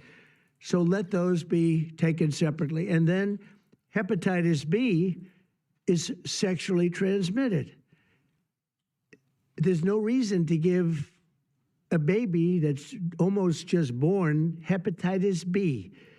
So I would say wait till the baby is 12 years old and formed and take hepatitis B. And I think if you do those things, it's going to be a whole different, it's going to be a revolution in a positive sense in the country. The FDA will be updating the label of an existing drug to reflect potential benefits in reducing some autism symptoms. This gives hope to the many parents with autistic children that it may be possible to improve their lives. That's one of the things that I'm very, very happy about. I mean, this was mostly going to be on how not to have the child affected, but we've learned some pretty good things about certain elements of genius that can be given to a baby, and the baby can get better. And in some cases, maybe substantially better. Not going to be easy, but be a lot easier if it didn't happen in the first place, as these great parents fully understand, right? They fully understand. I feel so terribly for. I have so many friends with autistic children. It's a tough situation. Finally, to help reach the ultimate goal of ending the autism fever, the NIH will be announcing 13 major grant awards from the Autism Data Science Initiatives. And to be honest with you, to me, that's the least important. It's not even a money thing at this point. There's so much money, but they have to do, and they have to move quickly. When the alternative is that nothing bad can happen, let's do it now. I was just saying to Bobby and the group, let's do it now. Nothing bad can happen. It can only good happen. But with Tylenol, don't take it. Don't take it. And if you can't live, if your fever is so bad, you have to take one because there's no alternative to that. Sadly, first question, what can you take instead? It's actually, there's not an alternative to that. And as you know, other of the medicines are absolutely proven bad. I mean, they've been proven bad with the aspirins and the advils and others, right? And they've been proven bad. So I'd like to ask Bobby to get up to the podium and say a few words, and then Dr. Bhattacharya and Dr. McCary, Dr. Oz, Dr. Fink, followed by two incredible mothers that have experienced firsthand what this country is going through, what parts of the world are going through. And I will say there are parts of the world that don't take Tylenol. Can you for him using the Tylenol brand? There's a rumor, and I don't know if it's so or not, that Cuba, they don't have Tylenol because they don't have the money for Tylenol, and they have virtually no autism, okay? Tell me about that one. What? They have paracetamol, dude. They have a paracetamol substitute. What the fuck?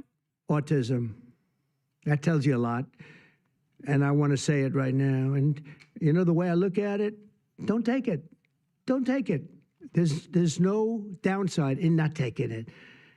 So I'd like to ask Bobby to come up and say a few words. I hope I didn't ruin his day, but that's the way I feel. I've been very strong on the subject for a long time. You know, life is common sense, too. It can only good happen, there's a lot of common sense. But my autism is the problem. I wish things like this were brought up, and this group has worked so hard on it.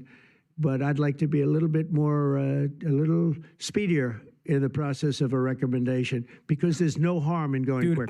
This is so fucking cooked. We are at the mercy of madmen. We are at the mercy of madmen.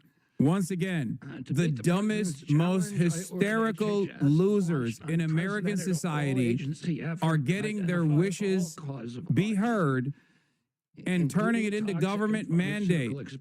We are at the mercy of the most insane people, dude. Whether it be evangelical Christians when it comes to abortion and numerous other fucking hysterics that this administration listens to, or whether it be all of the fucking anti-vax cranks and their consistent advocacy that has led to RFK Jr. becoming a permanent fixture of the administration. That's what this is. They're literally giving red meat to like key constituencies of their fucking base, and they all happen to be schizophrenic hallucinators. Genetic drivers of autism.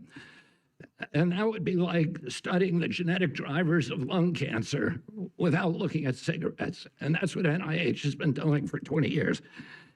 As a result, we don't have an answer to this critical question, despite the cataclysmic impact of the epidemic on our nation's children.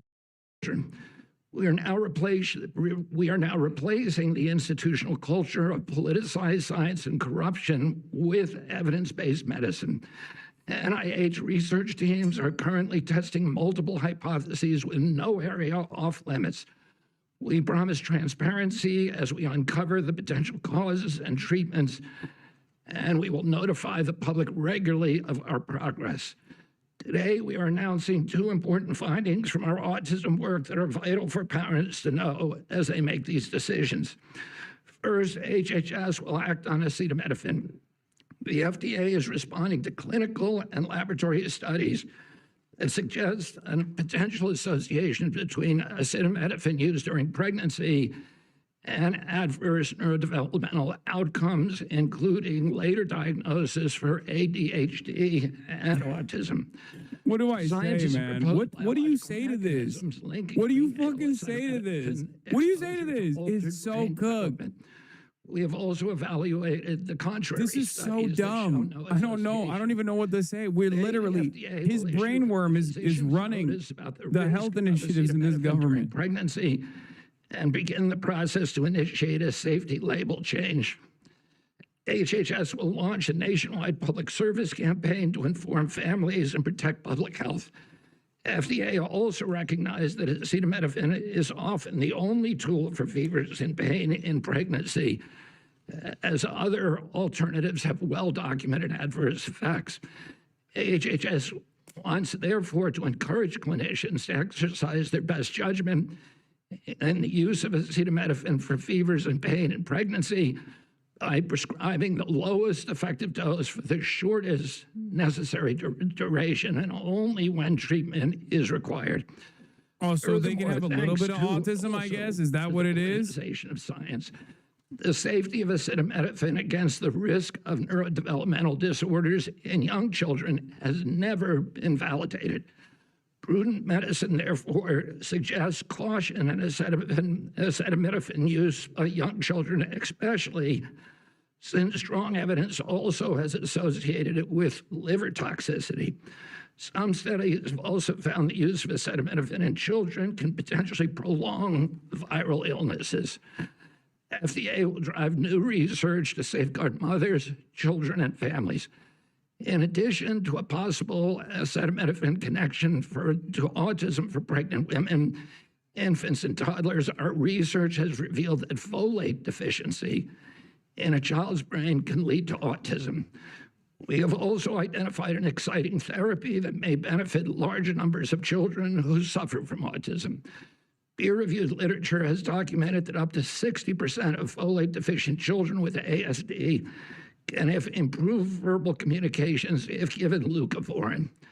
I have instructed NIH, FDA, and CMS to help doctors treat children appropriately. Jay will help tell that story, which started with sound science, the kind that restores faith in government. This announcement also represents a historic collaboration between NIH, FDA, CDC, and CMS. We expect this to be the first of many announcements over the coming years that deliver actionable information to parents on underlying causes of autism beacon of health, paths baby. for prevention and reversal. Finally, autism is a complex disorder with multifactorial etiology. We are continuing to investigate a multiplicity of potential causes with no areas of taboo. One area that we are closely examining, as the president mentioned, is vaccines. You want to know the worst part of this? 70% of mothers. People are talking about his hand, right? These assholes never actually take the anti-science, anti-medicine rhetoric to heart. When doctors come to them and say, this is what you got to do, they don't go, no, actually, I'm going to inject fucking bleach. That's the worst part about this, because they don't even fucking practice what they preach, bro. Because if they did, they wouldn't be here for long. Have been silencing and demonizing these mothers for 3 decades. RFK does? Yeah, well, he's on the verge of collapse. Exactly. Has been actively suppressed in the past. It will take time for an honest look at this topic by scientists. But I want to reassure the people in the autism community that we will be uncompromising and relentless in our search for answers. We will perform the studies that should have been performed 25 years ago. Whatever the answer is, we will tell you what. Out of these three, this fucking piece of shit, by the way, is a real doctor. So for him to also play this song and dance is, of course, expected, considering if you know his background, you know that he was already prosecuted for selling snake oil. Okay, but he's a real fucking doctor. It's crazy. He knows exactly what these kinds of idiotic decisions are going to lead to. But he doesn't give a fuck, because I'm sure he has a stake or something in whatever they're presenting as the cure to autism. Thank you, Secretary Kennedy, and thank you, President Trump. Thank you very much. I'm proud to announce today that the NIH has launched the Autism Data Science Initiative to turbocharge autism research, devoting an additional $50 million to the cause of studying autism. Nearly 250 research teams from across the country applied, sent in their applications, and were peer-reviewed by the NIH review panels. The NIH peer reviewers chose the 13 best projects focused on root causes and therapies, with replication and validation studies to guarantee gold standard science. The studies feature a new kind of science called exposomics, where scientists consider environmental and medical factors, nutrition, events during pregnancy, in combination with biology and genetics to answer vital questions about autism. Science like this, conducted in partnership with families and physicians, is the best way to arrest and reverse the autism epidemic. Autism spectrum disorder encompasses a very wide range of symptoms, ranging from mild difficulties with social interactions to profoundly autistic children who experience severe disabilities in speech and behavior. Given this wide range of symptoms across the spectrum, it seems certain that there will be a wide range of biological contributors to explaining the cause. The great thing about the new NIH initiative on autism is that scientists will use rigorous advanced methods in causal inference, machine learning, organoids, and other fresh approaches to the They're gonna fucking AI it. The prevalence of autism machine learning. Oh, lordy. Community. As Bobby said, the NIH has invested a lot of money to study autism over the years. Oh, but brother. the research has not produced the answers that families and parents of autistic children deserve, and autistic children themselves deserve. For too long, it's been taboo to ask some questions for fear that scientific work might reveal a politically incorrect answer. Oh my God. Because of this restricted focus in scientific investigations, the answers for families have been similar, often pointing families to behavioral therapies that don't work for every kid, or suggest non-modifiable genetic factors as the cause. But genetics alone can't explain such a sharp rise in autism prevalence over just a few decades, as the president said. In coming months and years, as NIH scientists learn more that can help autistic children and their families, we won't delay. Like scientists often like to do. I can say as a scientist myself, it's really tempting to delay, but but in face of a problem like this, you have to move fast. But we will not delay before telling American people about what we find, and we will win the public trust with transparency and rigor. Already, our broadened focus on autism research has pointed to 2 items that will help families prevent and treat some cases of autism. I'll leave the good news on these 2 items to my close friends and colleagues, Dr. McCary and Dr. Oz. We've been working together closely on this problem for the past 6 months, and our cooperation represents an unprecedented collaboration with Secretary Kennedy's Department of Health and Human Services and with President Trump. I'm delighted to introduce Dr. Marty McCary, Commissioner of the Food and Drug Administration, who will tell you about these announcements of practical help for families with autism. Great, thank you, Dr. Bhattacharya. Mr. President, this is the start of a historic shift in medical culture. This administration is working together to ask big questions about why our nation's children are getting sick. He ain't wrong. It is. It's just not in a good direction. Medicine is doing small little studies, giving us answers we already knew. But we've got to make a difference. You've given us a charge to identify root causes, and we are not going to stop so that we can end the suffering we are watching. And if you've seen a kid with autism, with severe autism, it's hard to watch. Kids get frustrated, they get angry, they can be crying because they want to speak and they can't speak. It's hard to watch, and it may be entirely preventable. For an epidemiologist, that child is an expanding statistic, but for a child, also need to understand something here. Not only is this like not a curable disease, but it's also not like a severe setback.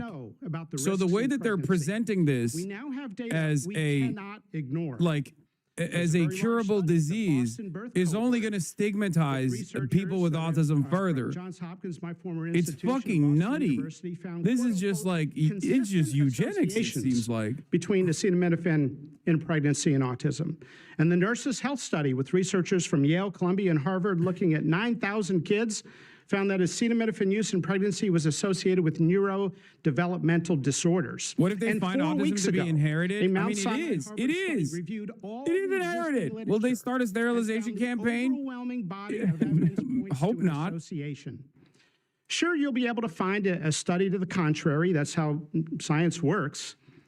But to quote the dean of the Harvard School of Public Health, there is a causal relationship between prenatal acetaminophen use and neurodevelopmental disorders of ADHD and autism spectrum disorder. We cannot wait any longer.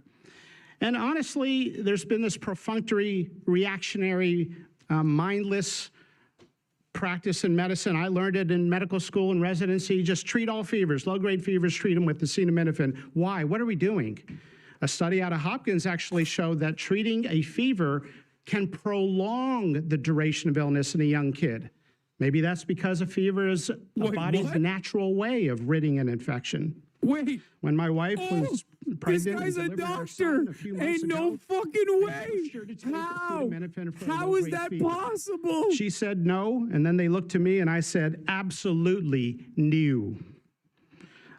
I'm also here to announce good news. Today, the FDA is filing a Federal Register notice to change the label on an exciting treatment called prescription leucovorin so that it can be available to children with autism. You know, autism may also be due to a autoimmune reaction to a folate receptor on the brain, not allowing that important vitamin to get into the brain cells. It's a fairly established, mature pathway. Bro, some fevers, if left unaddressed with medical intervention, can cause permanent brain damage and even kill people. What the fuck are we talking about, dude? Folate deficiency. What are you talking of about? Kids with autism symptoms had improvement, and some marked improvement. Mr. President, you told us to do what's medically right, to go bold, and not worry about the corporations and the lobbyists. So that's what we're here doing today. Thank you, Mr. President. Thank you. Thanks, Marty. I think you all appreciate the passion in the president's voice. We've been hearing that since the inauguration. In fact, even before the inauguration, the president was upset about what he spoke to today. And so together with Secretary Kennedy, who's made it his life's work to address some of these challenges with autism, they challenged us. In fact, they were harsher than that. They wanted no silos to break down what the NIH would do, what the FDA would do, what CMS would do. They insisted that the physician leaders bust through the clutter because their agencies had the power. If we didn't do what every other prior administration had done, which is to let people function within their siloed environments. Because of that, in historic fashion, in a very accelerated manner, we have a response today to the autism crisis. It is the first of several chapters, but this is breaking news. You've heard some of it. The response to the autism crisis is going to continue to come to you. I can't believe how many people are television guys, by the way. Dr. Ross, even RFK Jr. Like, this is the podcast, their television administration is approving prescription leucovorin for treatment of autistic children. Now, if you're following the script, there should be two questions that you have, two questions that should come to your mind. The first is, how will patients and parents get access to the treatment? I'll tell you how. Over half of American children are covered by Medicaid and CHIP, government health insurance, over half. Well, therefore, because they're covered too. in Medicaid and CHIP, upon this label change by Marty, state Medicaid programs in partnership with CMS will cover prescription leucovorin around the country. It's yours, but you have to go to a doctor to get a prescription because they know your child, they know you, and they know the medication. States will also have tools to monitor its use and ensure appropriate utilization. That's important for a bunch of reasons, because we want the right kids getting the right prescription medications. We believe private insurance companies will rapidly follow our lead if they have not already done so. And again, to make sure that this is safe and effective treatment, you need a physician to prescribe the medication because it's on prescription. Second big question. How are we going to collect clinical data to answer the big questions that the president is asking and the secretary insists that we offer? CMS is also issuing guidance to convene states and existing research networks to support NIH and FDA in their research efforts of prescription leucovorin, while also maintaining the privacy of all patients, all health information of our beneficiaries. Collecting real-world data, which is what many of you have been asking us to do in the community, is fast. It is life-saving, and we'll get answers based on what happens over the next few months with this approach. The aggressive approach, and it is aggressive, demanded by the president and by the secretary, have already identified risk factors and opened the door for the first FDA-recognized treatment pathway for autism. This motherfucker's falling It is the asleep. first of its kind, and it wouldn't have happened without the leadership of the president and the secretary. The five-fold increased prevalence of autism over the past 25 years demands a rapid response. Face of autism, simply the average terrifying. clinician, researcher, we spoke to many, thought it would take 5 years to get this data. Parents are unwilling to wait 5 years. The president is unwilling to wait 5 years for these results. So the president and the secretary are acting today with this tri-agency move. The administration's bold actions investing in groundbreaking research follow the science. They restore trust, which has been lacking, and they will change the trajectory for millions of American families. Mr. President, God bless you for being brave. So let me introduce Dr. Fink, who's acting administrator, and after Dr. Fink, we've got some wonderful women, Jackie and Amanda. I know it's going to be tough, but if you can make some comments about this. Bro, they're historic day. talking God about bless you. autism like it's like AIDS. They're talking about autism like it just like kills you. If you have the tism, you're cooked. As a pediatrician and And mom, not just like have, you know, varying degrees of hyperfixations on fucking trains and shit. You know what I mean? Or you're like a numbers guy. of whether to take acetaminophen during pregnancy. It's hard to hear information look at that kids with challenges the status autism. quo. We are sharing this information not to confuse, but to Same with the men kissing. best choices when taking medications during pregnancy. We are all Please concerned stop. about Some the kids rising have it rates worse than of you know. Shut the fuck up. I do know. That's why I said to varying degrees. It can be debilitating, but it's simply not a fucking disease. so that Okay? patients have the best, most up-to-date information. Oh my God, chatter. We are also sharing this information with our nation's doctors, and we encourage you, as always, to consult with your doctor to make the best decision for you. All too often, it's easy to think that medicines we buy without a prescription pose little to no risk for the mom or the baby. As you heard today, pregnant women who need high fever or pain reduction during pregnancy should take the lowest effective dose of acetaminophen for the shortest possible duration. Most women will not meet these Yelling at indications us on during won't their help when you have the pregnancies. president and staff up there straight up lying about it. I am encouraged by these developments today. The administration is because like it is one another step removed from putting all autistic people that they've branded as autistic into fucking camps where they sterilize them by force. And there are parents in here with autistic children fucking yelling at me because I didn't like sufficiently talk about some of the worst aspects of this spectrum. grateful to have you here today. Okay? Thank you. Thank you, Mr. President and team, for all your work. This is an historic day, and I'm thankful to be here. I have a son who's 5 who is profoundly autistic, and you've probably heard if you've met one autistic child, you've met one autistic child. It's a spectrum. which I don't think the spectrum is helpful, but that's another conversation. He is an amazing little boy. She's just dunking on her kid, bro. I got a 5-year-old with the full-blown tism. He's marvelous. He can count to 1,000. He knows all of his letters and the sounds they make and a word for each one. But he also has a lot of obstacles. He is nonverbal. He can say those numbers and letters, but there's no communication. Unless you've lived with profound autism, you have no idea. You have no idea. He, like you said, he will get frustrated because he can't speak. It's not even that he can't speak. Sometimes he just doesn't understand what I'm saying. He understands the word no, but he doesn't understand the why behind the no. And that's a huge part of discipline. That's the discipline. So it's very hard to discipline a child with autism, so you have these behaviors. And it's a very hopeless feeling. It's very isolating being a parent with a profound autistic child. Even just taking them over to your friend's house is something we just don't do because, again, they're going to be met with no, no, no, and no understanding of why. And then there's a meltdown. And then you're in a situation where you're just helpless and you're just trying to protect your kid. So it's just better not to do it. You learn your limits, and it's been really hard. This is amazing that we're here today. And no one has been able to point to anything to say this is what caused it. And you can't point to that and say it didn't cause it. I have no idea. I'm completely open, not blaming anything, but I'm open to the discussion and the fact that there's work being done to find answers. I'm very grateful.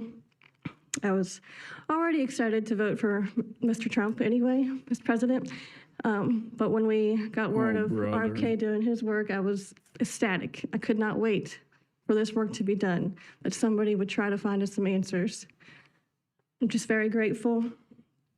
I pray for my son according every to day. Trump, it's because you fucking ate Tylenol when you were pregnant. How does that work? I know, just thank you. Yeah, you did this seemingly a horrible thing to your child because you presented as this horrible disease that you've inflicted upon your child. So extremely grateful for the opportunity to be here and share my son's story. My son is Eddie. He's 11. He's on the opposite end of the spectrum from what Amanda just explained. He's considered high functioning. He was not always high functioning. He was nonverbal till the age 4. We've had quite a hard time to get to the place where we are today. I am just so grateful to President Trump and the entire administration for finally listening to Low functioning is the older terminology that used to be used. I think they changed it. There's always patches on this stuff, but it just means that like high functioning just means that you don't need like a lot of assistance in terms of like socializing. You don't have like significant medical, significant dietary restrictions, things of that nature. Or look at them like they were the crazy people. It's hard when you don't have doctors that take the time to really the new meta is to say like support needs or something, right? And it's just back in my I've been day, it praying was for high this functioning, day low for functioning. 9 years, and I'm so thankful to God for bringing the administration into our lives. And I'm speechless. This day is a day I never thought would happen. I thought that we would never have an administration that was courageous enough to look into things that no prior administration had. So I'm just here to express my gratitude, and I am looking forward to what comes Read a health from this, journal. and hopefully Yeah, we just get more full-blown answers. autism. So thank you. Thank you very much. Full-blown autism. So I just want to say acetaminophen is basically Tylenol, essentially, because I noticed that term is used throughout this conference. So it's essentially Tylenol. And I just recommend strongly. What's the smoke that these motherfuckers have for Johnson & Johnson, dude? They're just like, seems like they're just singling Johnson & Johnson out as like Maybe Tylenol, 10% making you of the women that are autistic. Don't pregnant take it. Are, would perhaps be forced to use it. And that would mean you just can't tough it out. No matter what you do, you can't tough it out. So that's up to you and your doctor. But this is a very strong recommendation, maybe stronger from me than from the group because they're waiting for certain studies. I just want to say I want to say it like it is. Don't take Tylenol. Don't take it. There's You other just acetaminophen can't- generics out there. Fight like hell not to take Like, it. I have it right There may here. be a point where you have to, and that you have to work out with yourself. This is So why don't take I have the Tylenol. full-blown Other tism. things that we recommend, or certainly I do anyway, is, and it's so important to me to see the doctor 4 times or 5 times for a vaccine. Don't let them pump your baby up with the largest pile of stuff you've ever seen in your life going into the delicate little body of a baby, even if it's Delicate 2 little years, body 3 of a years, 4 baby. years. You just break it up into, I would say 5, doing but it. let's say 4 I'm visits doing to the it. doctor instead of 1. And certain my things neck I think pain. you should do. We've already taken out and are in the process of taking out mercury and aluminum now. You know what mercury is. You know what aluminum is. Who the hell wants that pumped into a body? And there were rumors about both of them for a long time, but we're having them taken out. We're having them taken out of the vaccines. And guess what? Hepatitis B again. I'm pregnant. I'm pregante. I'm mpreg. And I just took some fucking acetaminophen, dude. God damn. You already know. I'm trying to make sure my next of kin, this baby that's coming out of my butt, is going to be the most Common autistic. sense. And they have that too. Mega autism. They have that too, a lot. But I recommend the hepatitis B. Take it at 12.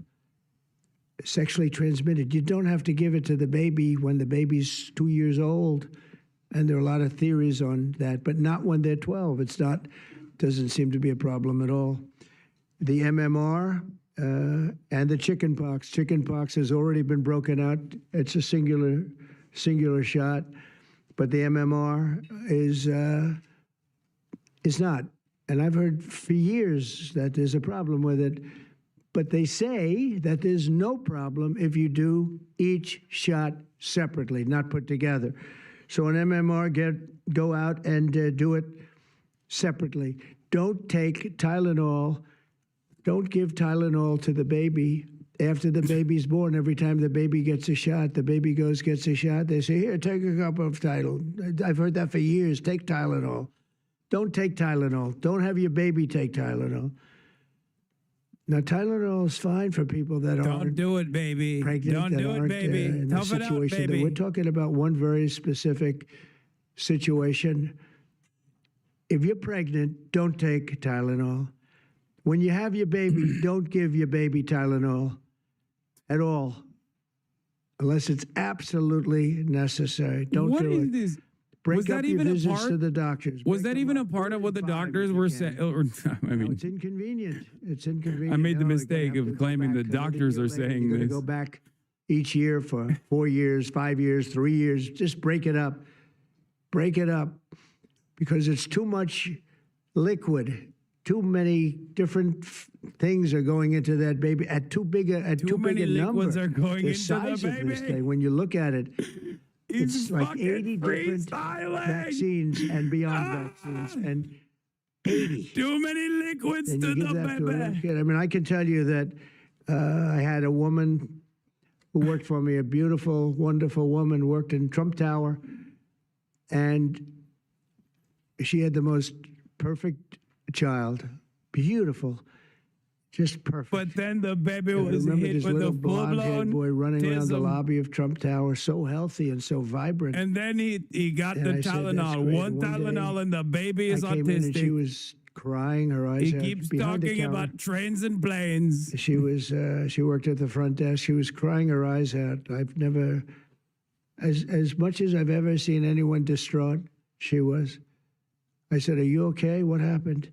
My boy, I've lost my boy. What does that mean, your boy? My boy, you know him, sir. You've seen him grow up. He was so beautiful. And I took him for a vaccine, sir. And he developed this unbelievable, I think she said 107, 108. You know, it goes well beyond when this happens. It goes up to 106, 107, 108. You know, we hear 105 and you're in trouble, but it just goes up to a level that you never hear about, but it goes up very high.